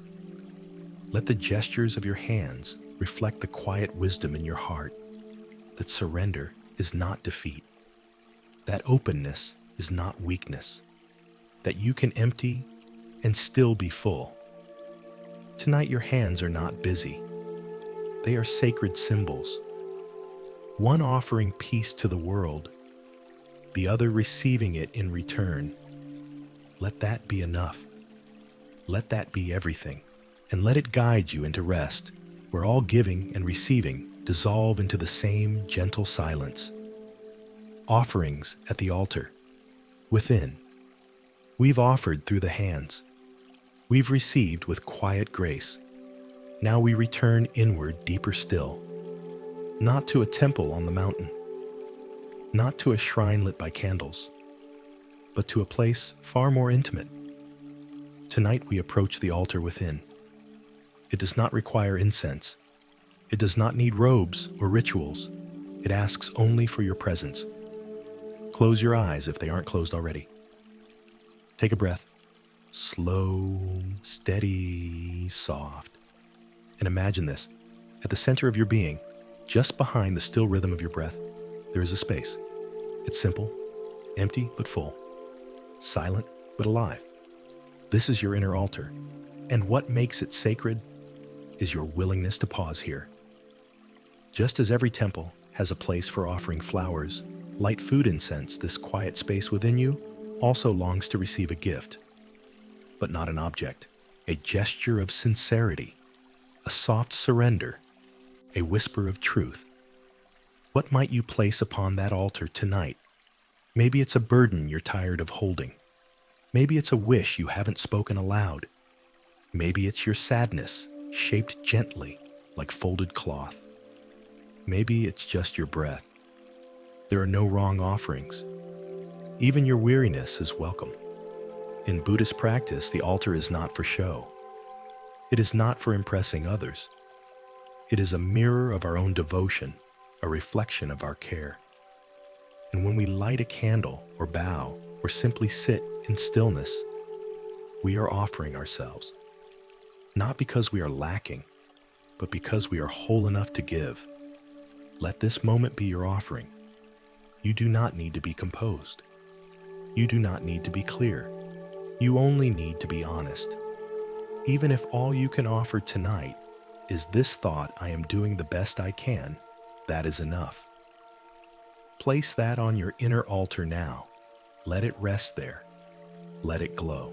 There's a deep kindness in making this space sacred, because life often pulls us outward, and in doing so, we forget that within us lives a temple more ancient than any structure.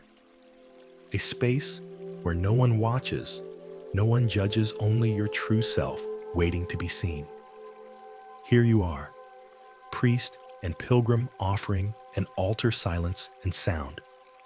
You are not separate from the sacred. You are the sacred remembering itself. Let your breath become the incense. Let your stillness be the flame. Let your sincerity be the flower laid down in quiet reverence. There is nothing more to do now. Just remain. Just be. And let the altar within hold everything you offer. In love, in peace, in presence, until sleep gently gathers it all like petals and carries you into the soft beyond, the water offering and inner flow. Tonight, as we sit quietly by the altar, within another symbol begins to appear, not made of wood or stone, but of movement. A bowl of water, clear, still, simple. You've likely seen it in temples placed beside candles, flowers, and incense. A quiet offering, transparent, unassuming, and yet full of meaning. In Buddhist tradition, the water offering is one of the purest forms of giving. It asks for nothing in return. It costs nothing. It carries no scent, no sound, no display. It is offered simply because the heart wishes to give. and that's why it matters so deeply. So tonight, let's rest beside this inner bowl. Close your eyes. Picture it now, shallow wide, gently curved. Filled not to the brim, but enough. The water inside it calm and luminous, reflecting light you didn't even notice before. Now ask yourself softly, what would it mean to offer this water? From within. Perhaps the water symbolizes your presence, your willingness to pause, your capacity to be transparent with yourself, with life. The bowl is your body. The water is your being. And the act of offering is the breath. Inhale, gathering presence. Exhale, letting it pour. No rush, no splash. Just a steady, intentional giving. What makes this symbol so tender is that water takes the shape of what holds it. It doesn't resist. It doesn't demand. It flows. And so the water becomes a mirror, not only of your breath, but of your inner state. If you're restless, it ripples. If you're clear, it settles. But always, it reflects. Let's try something now together. Picture your breath like water in a bowl. Inhale, watch it settle. Exhale, watch it soften. Each breath another ripple, until the surface becomes smooth again. You see, healing doesn't come by pushing. It comes when you stop stirring the water, when you let stillness return on its own. In some traditions, the water offering is accompanied by a wish, not a wish for success or gain, but a prayer for purification. May all obscurations be washed away. May clarity arise. May the heart be clean and open again. Tonight, let's whisper that to ourselves. May this breath cleanse me. May this stillness restore me. May I remember the flow beneath the noise. Because just like water, your inner self longs not to be controlled, but to be allowed. Allowed to move, allowed to rest, allowed to return to its natural clarity. And when you offer this symbol from within, when you give your stillness, your sincerity, your awareness, you are not emptying yourself. You are joining the flow, the sacred quiet rhythm that connects all beings. Every sincere breath is an offering. Every moment of gentleness a drop in the shared stream. Every act of rest a ripple that calms not only your life, but the world around you. So tonight, offer what you can, even if it is just a breath, even if it is just your tiredness, even if it is silence. Let the bowl receive it. Let the water reflect it. Let the flow carry it where it needs to go. And as you drift into sleep, know this: you have given enough. You are part of the stream, and everything you offered in quiet tonight returns as peace. Incense, smoke, and gentle letting go. Tonight, we follow the scent of something barely there, delicate, floating, disappearing before you can hold it. A thread of fragrance rising from a single glowing ember. Incense.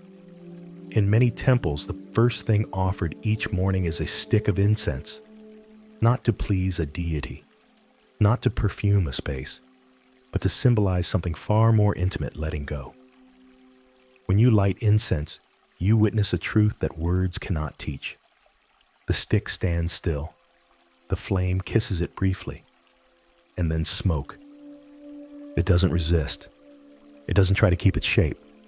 It rises, swirls, fades, and in that fading, it teaches.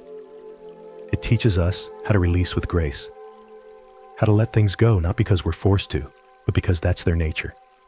Thoughts, feelings, stories, memories, all rise, all drift, all dissolve. So tonight, imagine you are lighting incense at the altar of your own heart.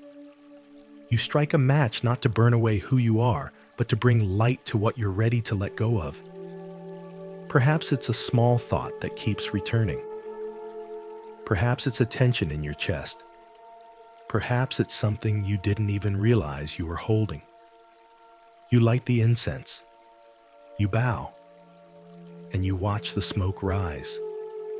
Watch it curl into the air, forming shapes you don't try to define. Watch it disappear, not because it's lost, but because it's fulfilled its purpose. And as you do, ask yourself gently, what am I ready to release tonight? It doesn't have to be dramatic.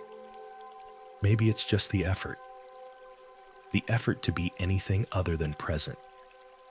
Maybe it's an expectation you didn't meet. Maybe it's an image of who you thought you needed to be. Or maybe simply it's the day. You release the day, its joys, its mistakes, its unfinished conversations. Let them all become smoke. Let them rise into the night. Let them vanish. This is what the incense teaches us. Release doesn't need to be heavy. It can be light. It can be fragrant. It can be soft. You don't need to force closure. You don't need to find all the answers. You only need to breathe and allow things to pass, like the scent lingering for just a moment longer, and then gone. Not lost, not wasted, just released. In Zen, they say, let it come, let it be, let it go. Tonight, let those words be your incense. Let your breath carry them into your chest, into your shoulders, into your hands. Let it soften everything that was tight. And let yourself be like smoke, free, unafraid, drifting, not because you're lost, but because you're no longer trying to hold what no longer belongs. Let the night take it. Let the dream catch it. Let the quiet receive it. And when you sleep, let that be your final offering. A breath, a release, a soft goodbye to everything that was never meant to stay. The bell that calls you home. Tonight, let's listen, not with effort, not with strain, but with the part of you that hears beyond sound. The bell is about to ring, not loudly, not sharply, just once. And when it does, it won't demand attention. It will invite it. In Buddhist tradition, the sound of the bell is more than a call. It is a reminder, a moment that says, come back. You've wandered far enough. It's time to return. Let's imagine it now together. You're sitting in stillness. The candle flickers nearby. Your breath slows, and then dong. A single round resonant note. It expands in all directions. Through your body, through your breath, through the space around you. You don't chase it. You don't analyze it. You simply let it wash over you. This is the gift of the Dharma bell. It does not speak words, but its silence after the sound carries more than any sentence could. It says, you are already here. You do not need to arrive. You only need to remember. The bell is often used to begin meditation, to signal the return to mindfulness, to offer a moment of refuge. But its true power isn't in the ringing. It's in what it leaves behind. A field of presence. A still lake on which thoughts ripple softly and then fade. The bell reminds us of impermanence. Its sound arises, echoes, vanishes, and so do we. Our moods, our identities, even this breath. So if everything changes, where do we rest? The bell answers not in words, but in experience. Rest in the space between. The space between thoughts, the space between worries, the space between sound and silence. There the mind is not empty, it is awake. And now, let's imagine holding a bell within, not made of bronze, but shaped from awareness, a bell that rings whenever you pause, whenever you breathe, whenever you remember this moment is enough. It doesn't scold, it doesn't alarm, it gently calls you back to yourself. So if your thoughts wander tonight, let them. You don't need to push them away. You only need to ring the bell within, a silent bell, a gentle bell, one that says, It's okay to begin again. Let that be your practice tonight. Not effort, not perfection. Just return. Return again and again, like the bells echo, soft, fading true. Even now, you can place your hand on your heart and feel it. Not a beat, a bell, calling you home to what you are not what you should be. Let that be your lullaby tonight. Not music, not words, just presence. Just a single, endless tone, dissolving into peace. The Dharma Wheel and the Still Center. Tonight, we turn to a symbol that doesn't rise or fade like incense smoke. It turns, slowly, silently, eternally. The Dharma Wheel, also known as the Dharma Chakra, is one of the oldest and most profound symbols in Buddhism. You may have seen it, a wheel with 8 spokes, a circle within a circle, simple yet complete. At first glance, it looks like a compass, and in many ways, it is. It's a map of the path, a guide through confusion, a whisper of direction when you feel lost. Each spoke represents a part of the noble Eightfold Path, the heart of the Buddhist teachings: right view, right intention, right speech, right action, right livelihood, right effort, right mindfulness, right concentration. But don't let the list overwhelm you. The wheel doesn't demand you master it all at once. It simply turns gently, guiding you toward clarity. Now imagine this wheel within you, not made of metal, but of intention, of sincerity, of quiet effort. And at its center, stillness. That's what makes the Dharma Wheel so beautiful. While everything on the outside moves, decisions, behaviors, challenges, the center remains unmoved. That center is your awareness, your calm, your unshaken self. So tonight, let us sit at that center, not spinning with the world, not chasing every thought, but grounded like the axle of the wheel, firm, centered, present. And as the spokes of the path extend outward, we remember every action begins with intention. Every word can reflect truth. Every breath can return us home. This isn't a race. The wheel doesn't spin to get somewhere. It spins to remind us that practice is circular, not linear. We return again and again to the same truths, and each time we see them more clearly. So if tonight your mind feels busy, if you're unsure whether you're doing it right, just return to the wheel. Place your hand on your heart and feel it turning not frantically, but steadily. With each breath, the wheel moves. With each pause, the center holds. This is how transformation happens. Not through leaps, but through quiet revolutions, round and round. One breath at a time, one small awakening after another. Let the Dharma Wheel turn within you tonight. Let it carry away restlessness. Let it return you to balance. Let it whisper what you may have forgotten, that the path isn't somewhere far ahead.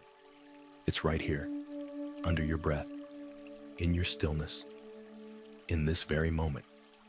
Turn gently, sleep deeply, rest at the center, and let the wheel continue its silent blessing through the night. The empty bowl and the full heart.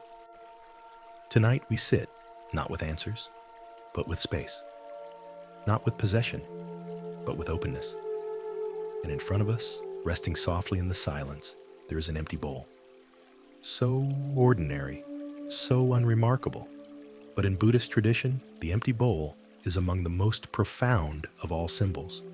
It is the monk's bowl, the alms bowl. The vessel carried each morning open, expectant, yet not demanding. Monks carry it not to take, but to receive. And they do not beg, they offer others the opportunity to give. It is a silent exchange, a sacred rhythm of giving and receiving. So tonight, you and I will carry this bowl together, not made of clay or bronze, but formed of humility. Feel it in your hands. Cool, round light. You are not holding it out of neediness. You are holding it because you understand a gentle truth. When we empty ourselves of expectation, life fills us in unexpected ways. That's the paradox of the bowl. It's empty, and so it can receive. It's unadorned, and so it reflects your sincerity. It's hollow, and yet full of potential. What would it mean to live like that? To walk quietly into your day, not to grab, not to prove, but to stay open to say, I do not know what today will offer, but I trust that I can meet it with presence.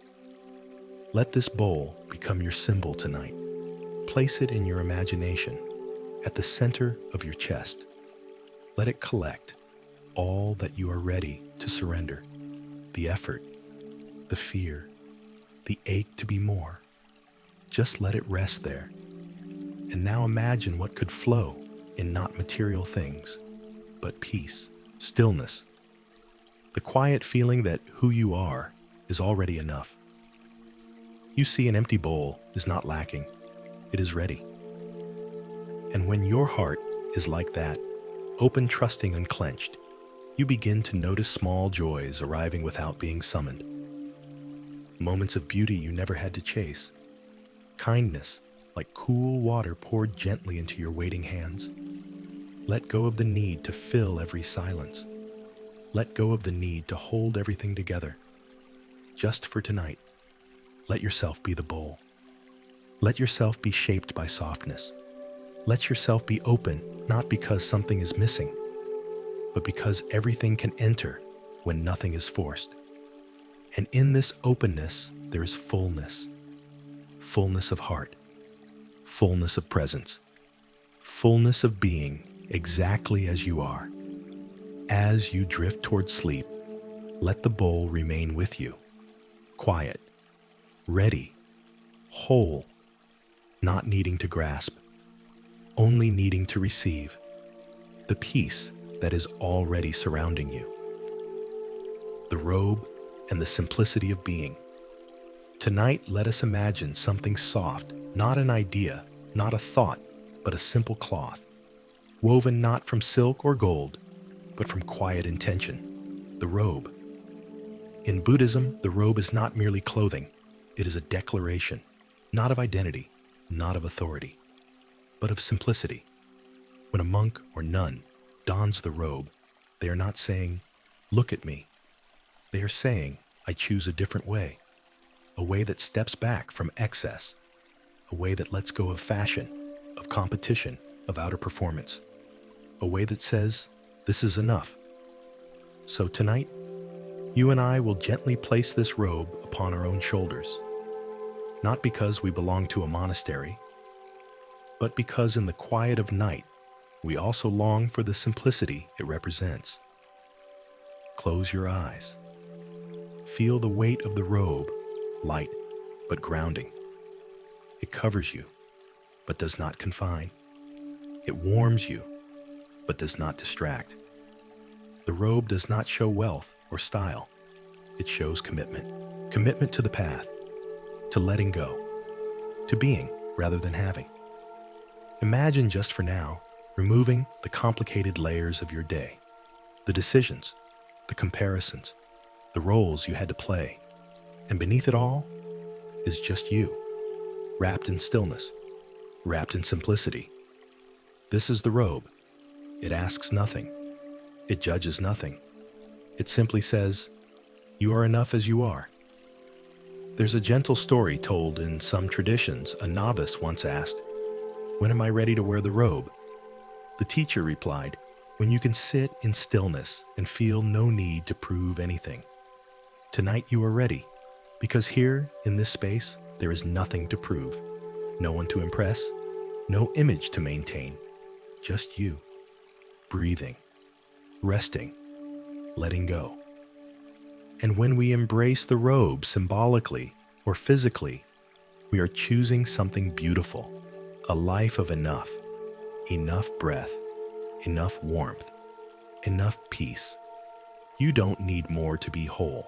In fact, as the robe reminds us, the less we carry, the more we feel. So tonight, let the robe wrap around you not tightly, but gently. Let it soften your shoulders. Let it quiet your thoughts. Let it remind you that the sacred is not in appearance, but in presence. Not in the loud, but in the low hum of a heart at peace. Let this symbol be your final comfort as you close your eyes.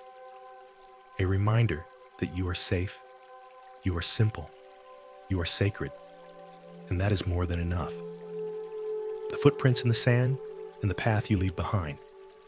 Tonight, as the world grows still, let's walk softly into a memory, not one from the mind, but from the soul. Picture a shoreline. The tide has just receded.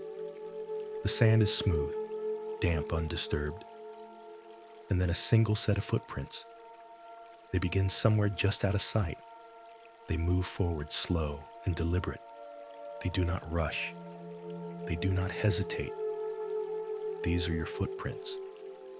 Not metaphorically, not poetically, but truly yours, the marks you leave as you move through this life. In Buddhism, we speak of the path often, but we rarely ask, what does your path look like in the moment you are walking it, not in the books, not in philosophy, but here, in each small step. The Buddha himself left footprints etched in stone, carved in temples, not to be worshipped, but to remind us every step you take matters. Every footprint carries intention. Every moment leaves a trace. And yet the sand is soft. The tide will return, and the footprints will fade. This is not a cause for sadness. This is a teaching. Nothing you do is permanent, but everything you do echoes. The way you speak, the way you love, the way you let go. Each action ripples outward like the next wave, soft and unseen. So tonight, ask gently, what kind of footprints am I leaving on the hearts of others? On the moments I pass through, on my own inner landscape. You don't need to walk perfectly. You only need to walk mindfully. To know that even silence leaves a shape. Even rest leaves an imprint. Even sleep is a part of the path. Let this be your meditation now. Inhale, lift the foot. Exhale, place it down. Step. Pause. Breathe. Step again. There is no rush. There is no destination. The path is not ahead. It is under your feet. And with each step, you are writing a story, not in ink, but in rhythm. A story of return. A story of soft courage. A story of presence. As the tide begins to rise in your imagination, feel the water gently smoothing away your steps. And let that, too, be part of the teaching. You are allowed to be temporary. You are allowed to let go. You are allowed to begin again. In the morning, there will be new sand, new light, new footsteps. But tonight you can rest knowing. You walk gently. You left peace behind, and the path you followed is the one that led you home. The candle and the flame within. Tonight, we draw near to a flickering light. Small, steady, golden, a candle. It does not shout. It does not flash. It simply glows quietly, offering its warmth to the darkness around it. In the heart of many Buddhist rituals, the lighting of a candle is more than a gesture. It is an invitation, an act of awakening. The flame is said to represent wisdom, the kind that doesn't burn, but illuminates. Not the loud knowledge of books and arguments, but the gentle knowing that arises from silence. So let's imagine lighting a candle now, not in a room, but in your chest, a small spark behind your sternum. Not hot, but warm.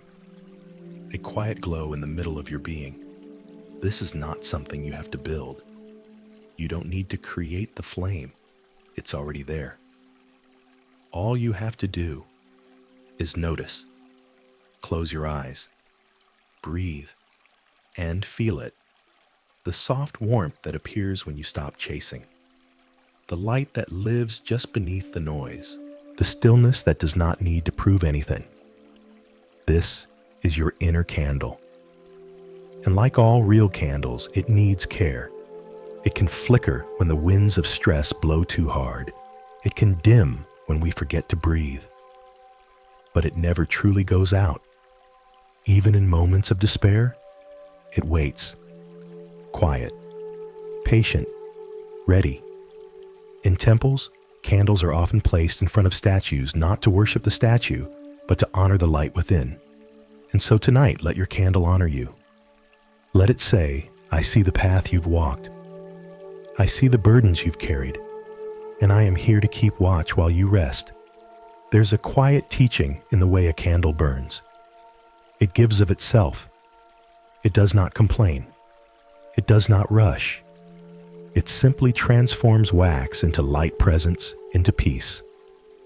So let yourself be like that tonight. No effort, just warmth. No performance, just glow.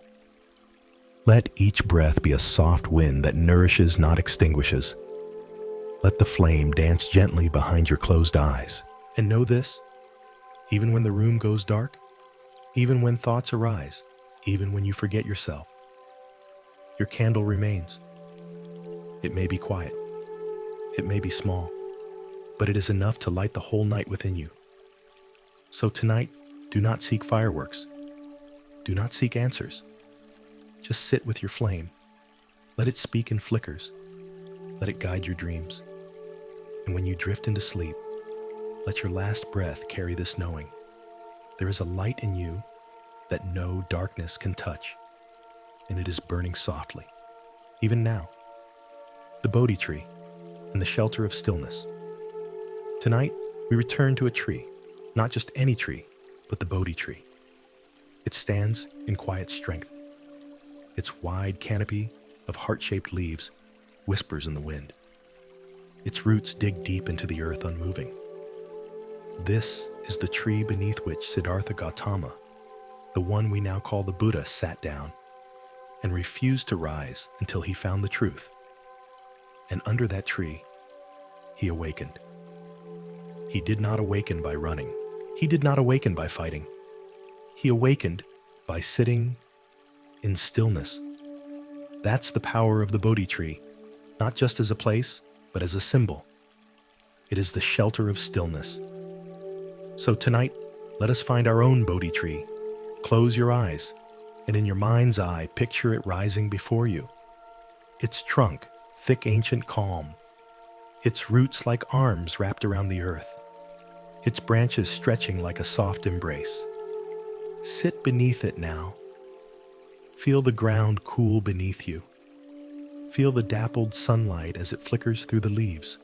And most of all, feel the stillness.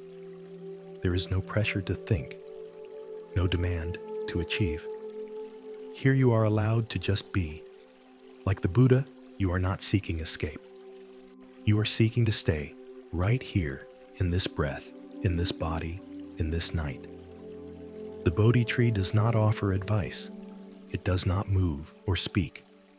But its very presence teaches something profound. Truth doesn't shout. It waits for us in stillness. And so, like the Buddha, you let the world fall away. The past does not matter here. The future is not needed. There is only now. Only the sensation of breath moving in and out. Only the feeling of being held, not by a person, but by life itself. In Buddhist temples, leaves from the Bodhi tree are treasured. They are small, delicate, veined like maps, and yet they represent the vast journey inward.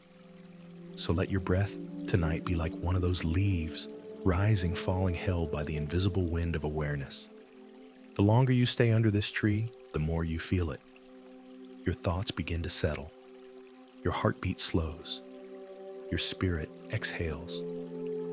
This is what the Bodhi tree offers. Not answers, but space. A sacred space in which the noise of the world loses its grip.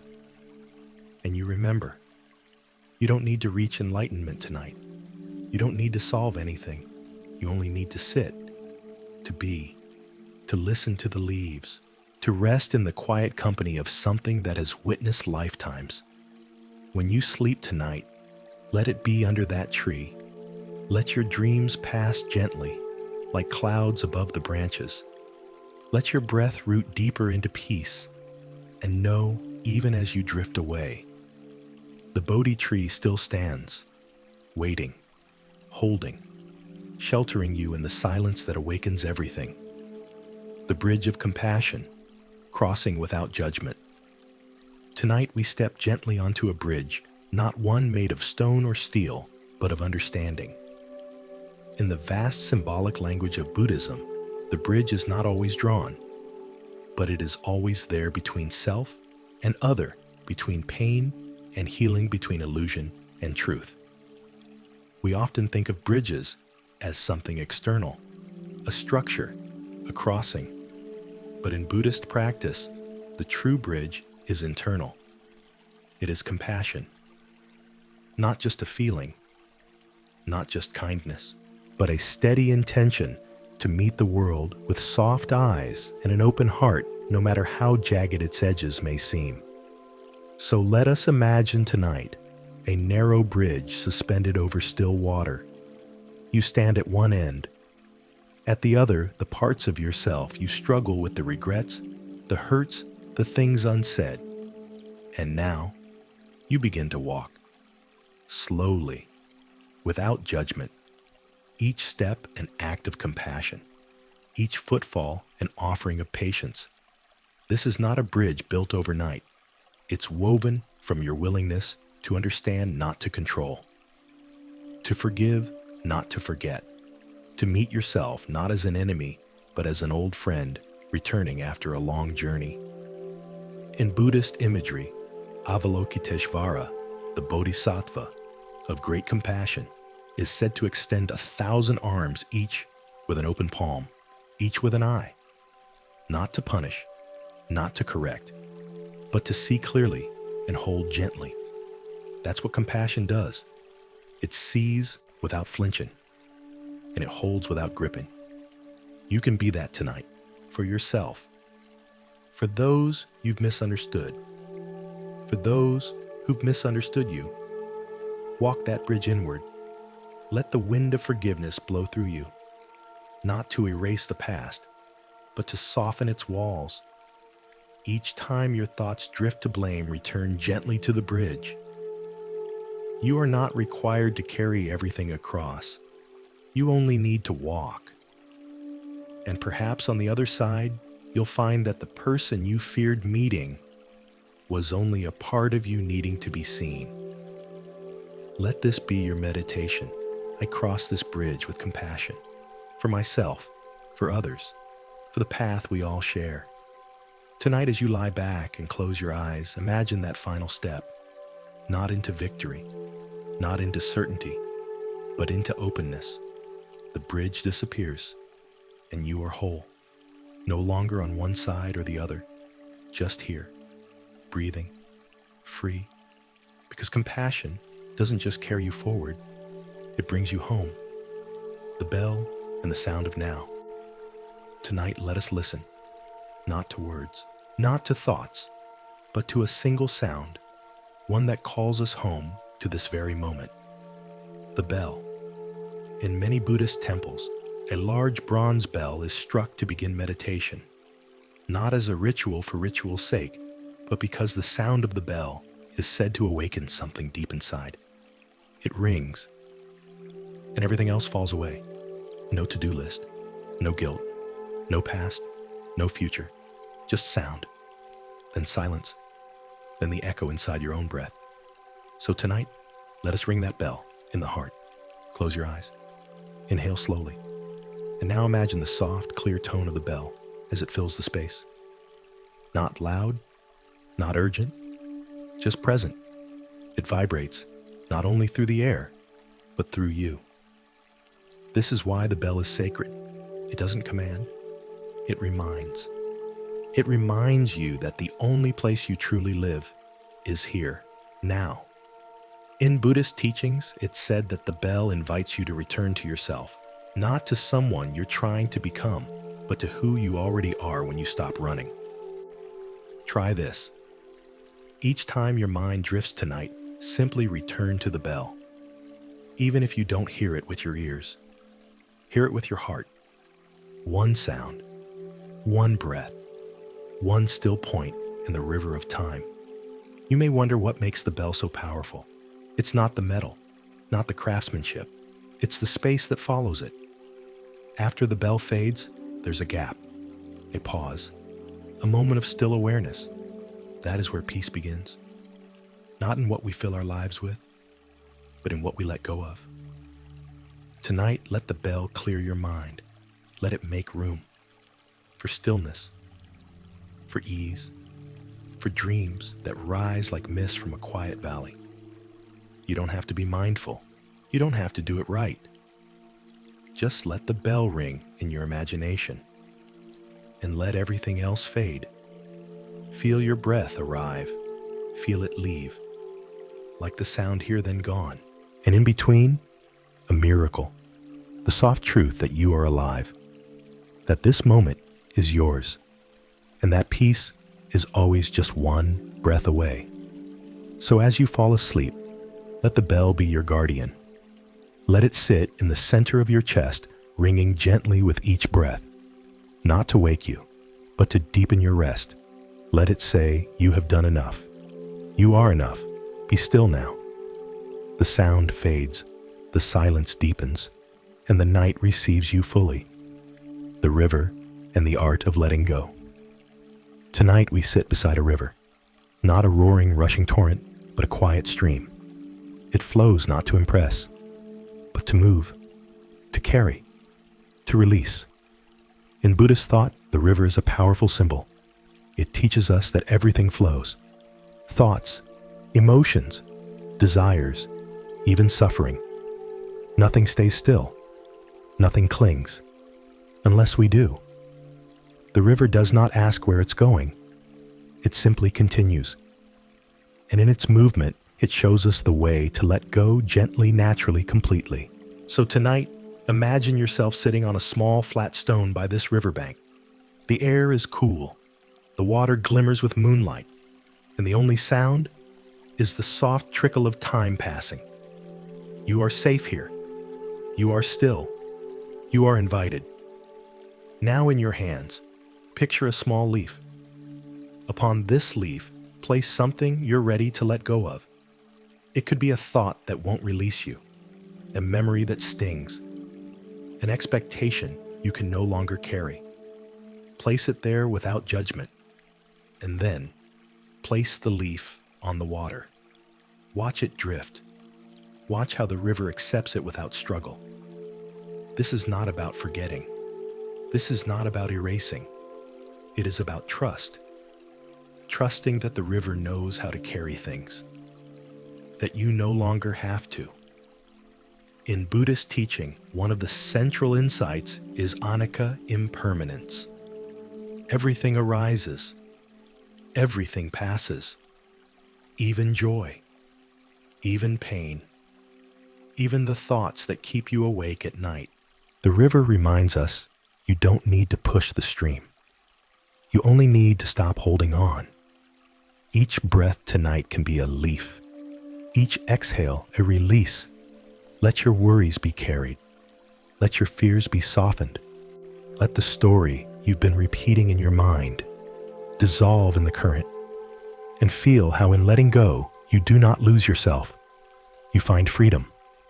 There is nothing to resist here. No past to fix. No future to perfect.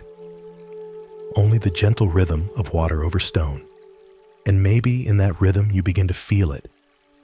The lightness, the clarity, the relief of not needing to control everything. Let that be your blessing tonight. Let go. Let be. Let rest. And as you lie back into sleep, hear the river singing softly through the night. A lullaby of impermanence, a song of gentle surrender. No endings, no beginnings, just flow. The mirror and seeing with gentle eyes. Tonight, we turn to something simple, something familiar, something often avoided. A mirror. It shows us not just the surface, but if we look closely, our own resistance to seeing. In Buddhist teachings, the mirror is not about vanity. It's a metaphor for the mind itself, clear, reflective, but easily clouded, not by dust from the outside, but by the thoughts, judgments, and stories we attach to our reflection. So tonight, let us sit in front of the mirror, not to correct ourselves, but to meet ourselves, gently. Close your eyes for a moment. And now, open them in your imagination. You are seated before a still pool of water. It reflects you not in harsh clarity, but in soft moonlight. You don't need to fix what you see. You don't need to label it. You are simply witnessing. This is the beginning of compassion. In the Vimalakirti Sutra, it is said, the mind is like a mirror, clear and bright. But if we attach to its images, we become confused. So we practice returning, not to the images, but to the clarity itself. Try this. As you breathe, imagine each inhale clearing the surface, each exhale letting go of a belief. I should be better. Let it go. I'm not enough. Let it go. I failed. Let it go. These are not truths. They are clouds. And the mirror is still here, still reflecting, still holding your image with unwavering neutrality. That's the quiet teaching of the mirror. It does not judge. It does not choose sides. It does not turn away.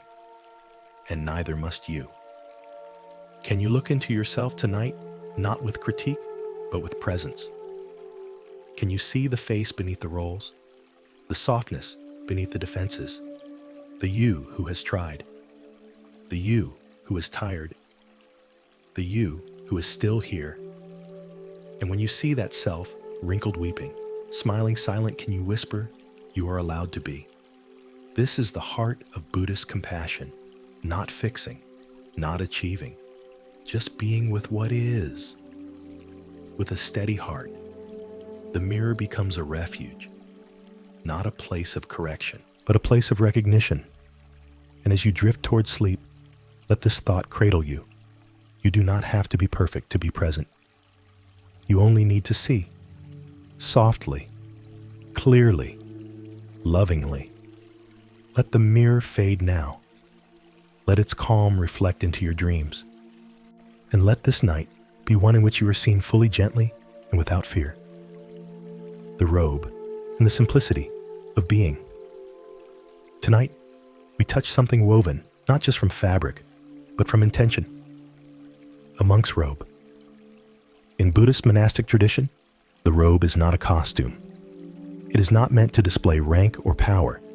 It is a daily reminder of renunciation, of choosing simplicity over excess presence, over performance. Let us imagine this robe now. Earth-toned, rough in texture, folded in quiet dignity. It is not fashionable. It is not decorated. It simply covers the body so that the mind can be uncovered. Tonight, in your imagination, picture yourself putting on that robe, not because you have become someone else, but because you are becoming more yourself. Each fold of cloth invites you to loosen a burden, the burden of proving, of rushing, of always being more. Instead, the robe whispers, you are already enough just as you are. In Buddhist scripture, the robe or savara is one of the 4 requisites, the most basic needs for a renunciate's life. Clothing, food, shelter, medicine, everything else is extra. This doesn't mean we must all become monks, but it does offer a question worth asking. What are the extras I've mistaken for essentials? Tonight, let the robe be your meditation on simplicity. You don't need silence in a monastery. You don't need to shave your head. You only need to pause and look gently at what you're clinging to. What can be let go What can be softened? What can be made simple again? Even now, the mind might resist, but I need to do this. I have to finish that. I can't rest yet. That is the clutter we wear. The robe teaches us peace begins when we choose less. Fewer demands, fewer expectations, fewer stories about who we are supposed to be. Just this body, this breath, this night.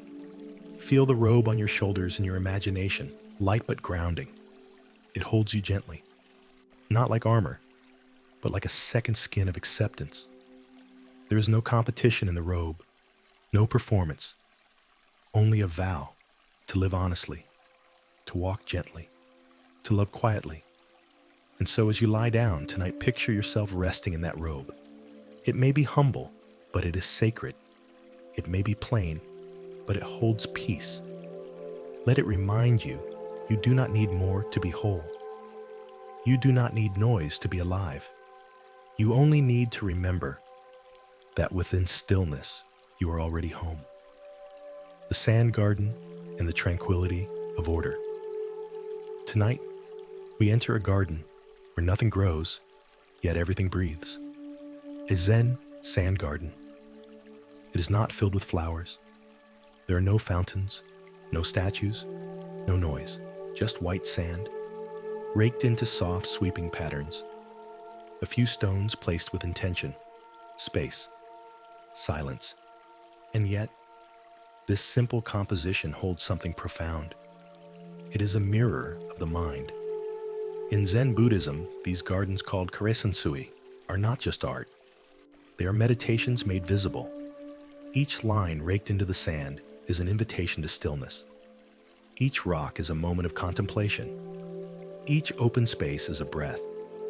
So let us walk into this garden in your imagination. Barefoot, quiet, present. The air is still. The world outside disappears. There is only you, the sand, and the slow rhythm of care. Imagine picking up the wooden rake. With each gentle stroke, you're not just shaping sand. You are shaping thought. You are calming the ripples of worry, smoothing the rough edges of fear. Rake a circle, feel time soften. Draw a straight line, feel clarity arise. This is what the garden teaches.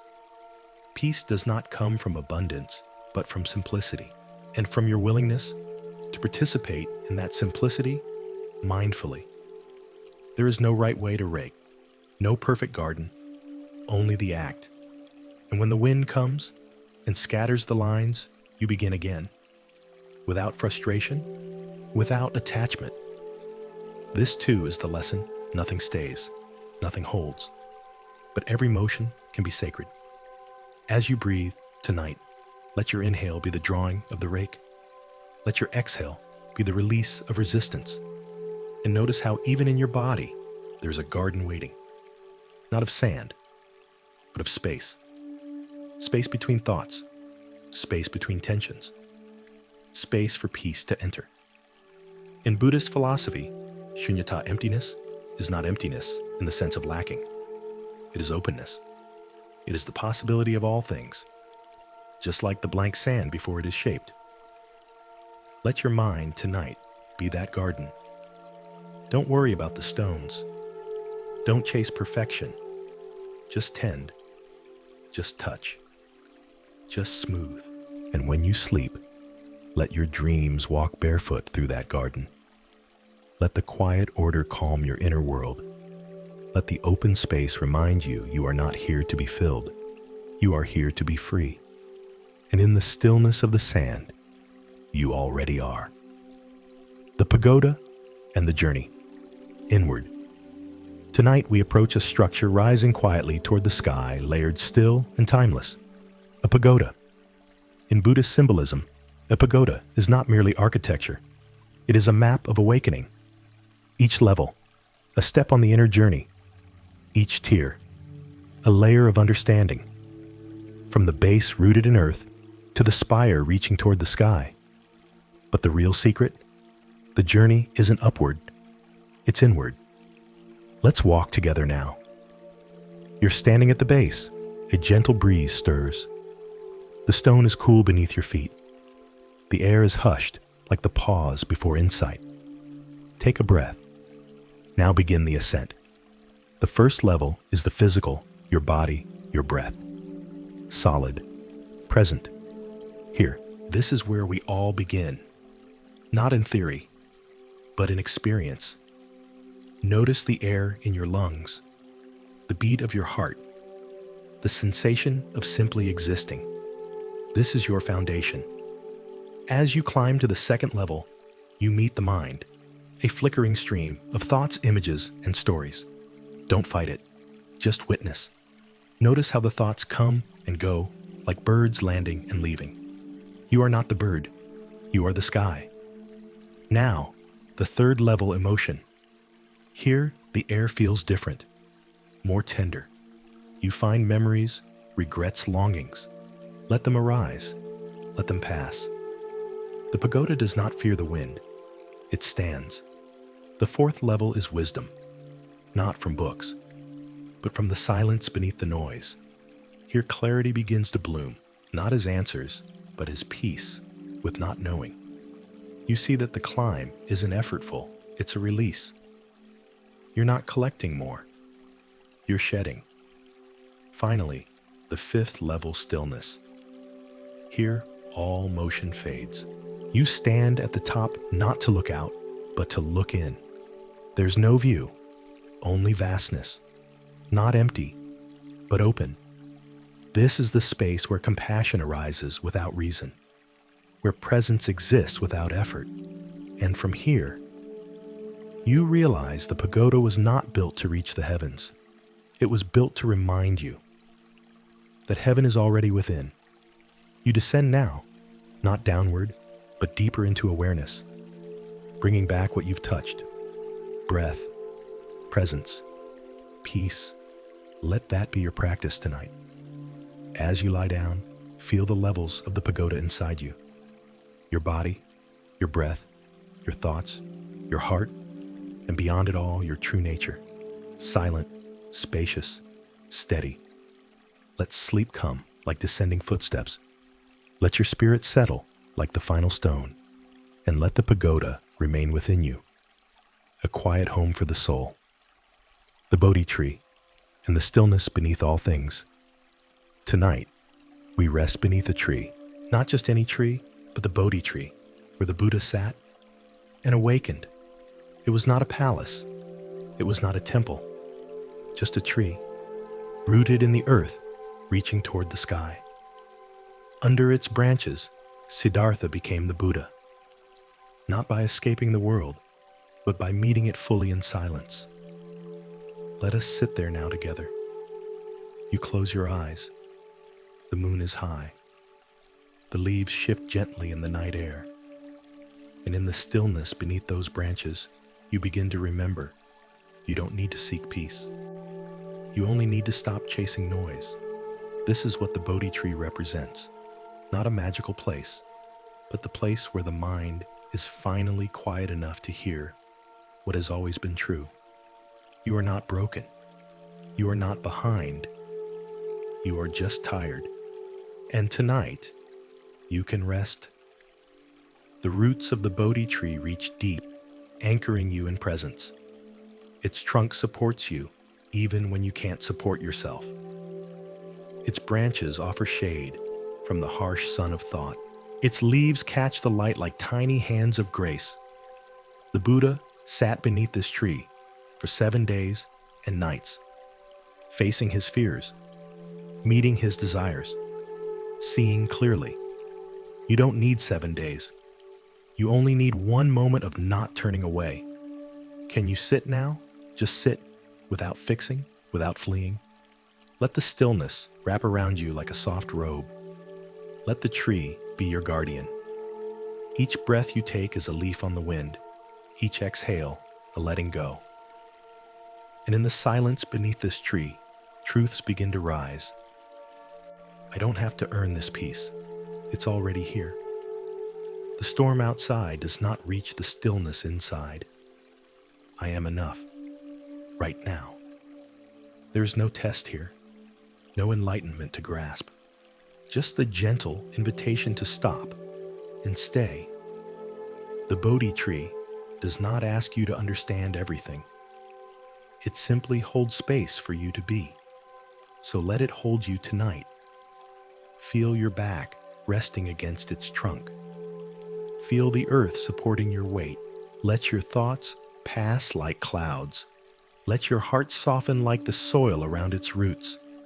And let this be your final thought before sleep. I am beneath the tree, and the tree is within me. Sleep well, dear traveler. The path continues tomorrow.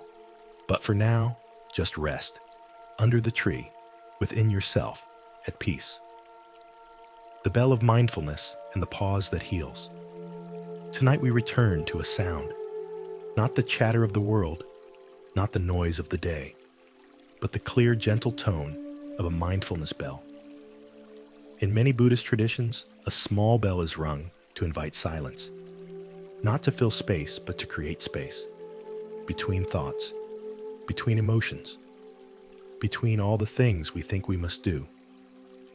It is in that space that healing begins. So tonight, let the bell ring softly in your imagination. Ding.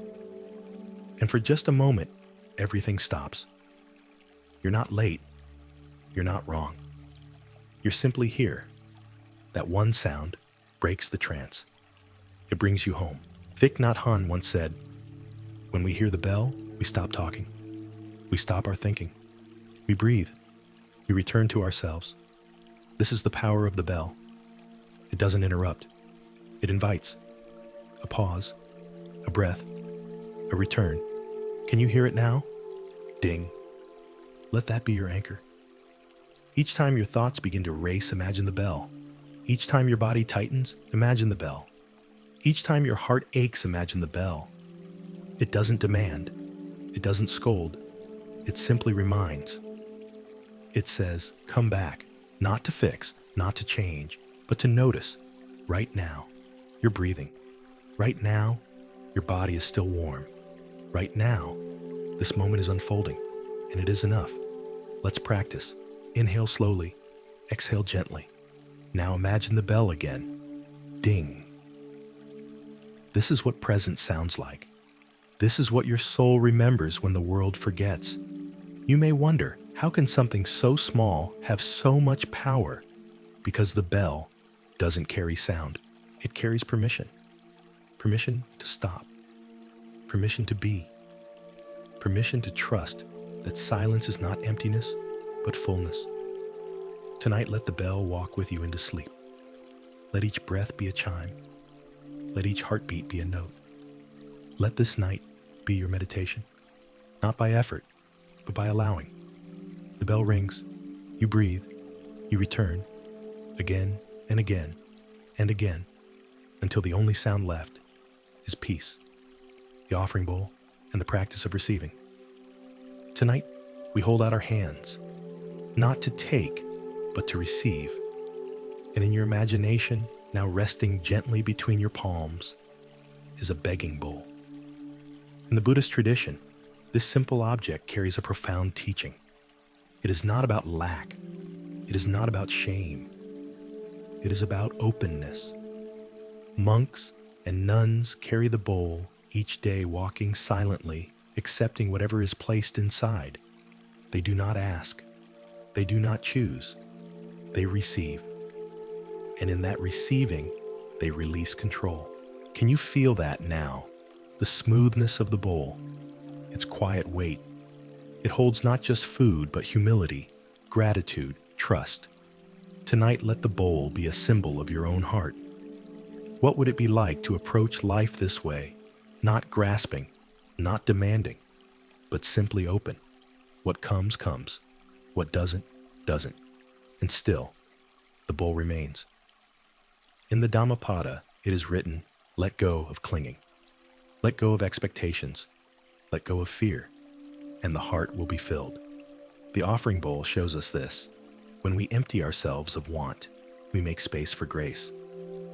Tonight, as you breathe, imagine your own bowl before you. What do you need to place inside? A small kindness from the day, a moment of sorrow, an unspoken longing. There is space for it all. This bowl is sacred because it is empty. And in its emptiness, it is ready. So many of us are taught to give endlessly, to pour from ourselves until we are hollow. But tonight, let this be your practice receiving. Receive the quiet, receive the breath, receive this exact moment just as it is. No improvements, no performance, just you and the bowl, and the invitation to trust that life will bring what it brings, that peace does not arrive through striving, but through surrender. The bowl never argues, never begs. It simply waits. Open, steady, true. So rest now, dear one. Let your spirit soften. Let your mind empty. Let your sleep be the gift you receive. And know you do not need to earn peace. You only need to allow it. Like a bowl beneath the sky, you are ready. The rain and the gentle cleansing of the heart. Tonight we listen, not to words, but to rain, soft, steady, falling not in torrents, but in whispers. Imagine it now, outside your window, tapping gently on leaves, gathering in pools, sinking into the earth without demand. In Buddhism, rain is more than weather. It is a metaphor for grace, for cleansing, for the slow, natural work of healing that doesn't need to be forced. So often, we seek dramatic transformation moments of thunder lightning revelation.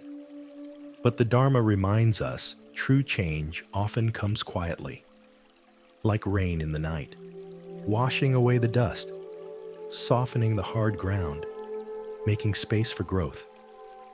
Let your heart be that ground tonight. Whatever burdens you've carried, old pain, regret, confusion, they do not need to be solved right now. They only need to be met. And the rain meets them all. It does not judge. It does not rush. It simply falls, drop by drop, breath by breath. The Buddha once said, just as the great rivers flow to the ocean and become one with it, so too do all teachings flow to peace. Can you feel it now? This moment, this breath, this gentle rain within, a surrender without words. Let it wash over you, over your memories, over your questions, over your longing for answers. You do not need to resist. You do not need to be fixed. You are being watered. And in the silence that follows the rain, something new begins. Not loudly, not urgently, but truly. Let the rhythm of the drops lull you now. Inhale. Feel the air damp and clean. Exhale. Release the dryness of thought. The rain knows what to do. You only need to be still enough to feel it. And perhaps as you drift toward sleep, you notice the ground of your being is softer. The edges of your sorrow have blurred. The sky within you is opening again. This is the quiet miracle of rain. No applause, no ceremony, just presence and peace. So let it rain tonight. Let it rain inside your chest. Let it fall across the field of your mind. Let it find the corners you've long ignored. And let the sound carry you gently into dreams, where nothing must be done, and everything is already becoming new. The empty chair and the presence of the unseen. Tonight, in the quiet of your room, imagine a chair. Simple, unadorned, empty, but not lonely. In Buddhist thought, emptiness is not absence. It is potential. It is presence, so subtle, so gentle, that it cannot be held. And so this chair, though empty, is full of the breath that just passed, full of the silence between thoughts, full of what cannot be named but is always felt. Let's sit beside it now, not to fill it, but to honor it. What does the empty chair mean to you? For some it is grief. For others it is invitation. For all it is a mirror. Can you sit next to it without rushing to occupy it, without trying to fill the space with answers? In Zen monasteries, chairs are rare. Monastics sit on cushions, on the ground. But when a chair appears empty, it becomes symbolic. A space for the inner teacher, the part of you that knows even when you forget. The part of you that listens even when you're afraid. So tonight, imagine this. The Buddha himself sits in that chair, not to lecture, not to test, but simply to be with you. He says nothing, and yet you understand everything, that you are loved, that you are safe, that you are already enough. Let that presence settle into the room now. No need for candles, no need for chants, just you and the chair and the silence between. As you breathe in, feel its steady form beside you. As you breathe out, feel the tension in your chest begin to melt. The chair does not move. It does not judge. It holds space. And sometimes that is the most sacred act. You may choose to imagine someone dear in that chair, a teacher, a grandparent, a child version of yourself, or no one at all. Let it hold what words cannot. Let it remind you, you don't always need to know. You don't always need to fix. You only need to be with what is present and trust that it's enough. Tonight, the empty chair becomes your companion, your altar, your home. And as you drift towards sleep, let its quiet shape rest in your heart as a reminder that stillness can be shared. That presence does not need form, and that sometimes the things we cannot see are the ones that never leave. The candle flame and the light within you. Tonight, let us light a single flame, small, steady, golden, not to drive away the darkness, but to remind you the light was never gone. In Buddhist temples, the candle represents more than illumination. It is the symbol of wisdom, of impermanence, of the quiet fire that burns within every being. Look at the flame now in your mind's eye. It dances without fear. It flickers, but never flees. It offers warmth, but never demands. And like your breath, it lives by letting go, each moment releasing itself to feed the next. This is your heart too. Not a roaring fire of ambition, but a quiet flame of presence. It does not seek attention. It simply offers light. The Buddha said, thousands of candles can be lit from a single candle, and the life of the candle will not be shortened. Happiness never decreases by being shared. So tonight, be that flame. Not for others, but for yourself. Be the light that does not judge the dark. Be the warmth that asks nothing in return. Be the flicker that keeps going even when the wind comes.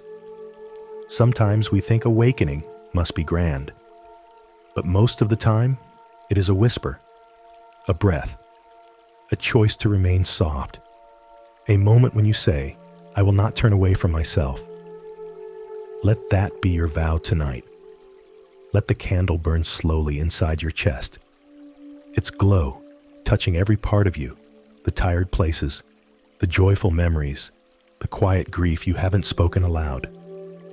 There is room for it all. This flame holds you. It welcomes your wholeness. And when the mind tries to rush ahead, return to the glow. Breathe in, feel the light expand.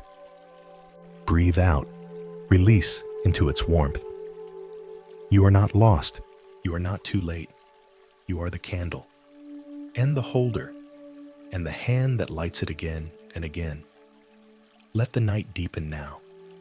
Let the silence widen, and let the flame remain, not as a goal, but as a gentle truth. There is light within you, and it is enough. And now, as our journey comes to a close, let everything soften. Let the stories settle. Let the symbols so rich in meaning dissolve gently into your breath. You have traveled through sacred images, through temples and trees, bells and bowls, candles, and quiet. And though your body has not moved, your spirit has journeyed far. Take a moment to honor that. The teachings of Buddhism are not locked in stone statues or hidden in ancient texts. They live here, in this moment in your breath, in the way your heart feels right now. Maybe it feels lighter. Maybe it feels open. Maybe it's simply resting. Whatever you find, let it be enough. Let yourself receive this peace without needing to understand all of it. Some truths are not meant to be solved, only held like a warm cup of tea or a whisper before sleep. So before the final silence, let's return to our breath one last time. Inhale slowly. Feel the breath arrive like a soft tide. Exhale gently.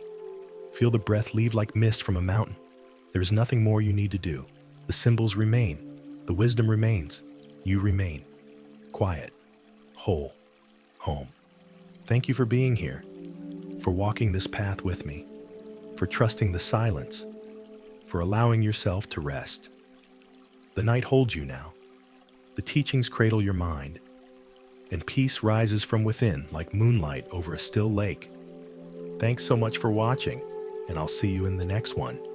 Have a peaceful night.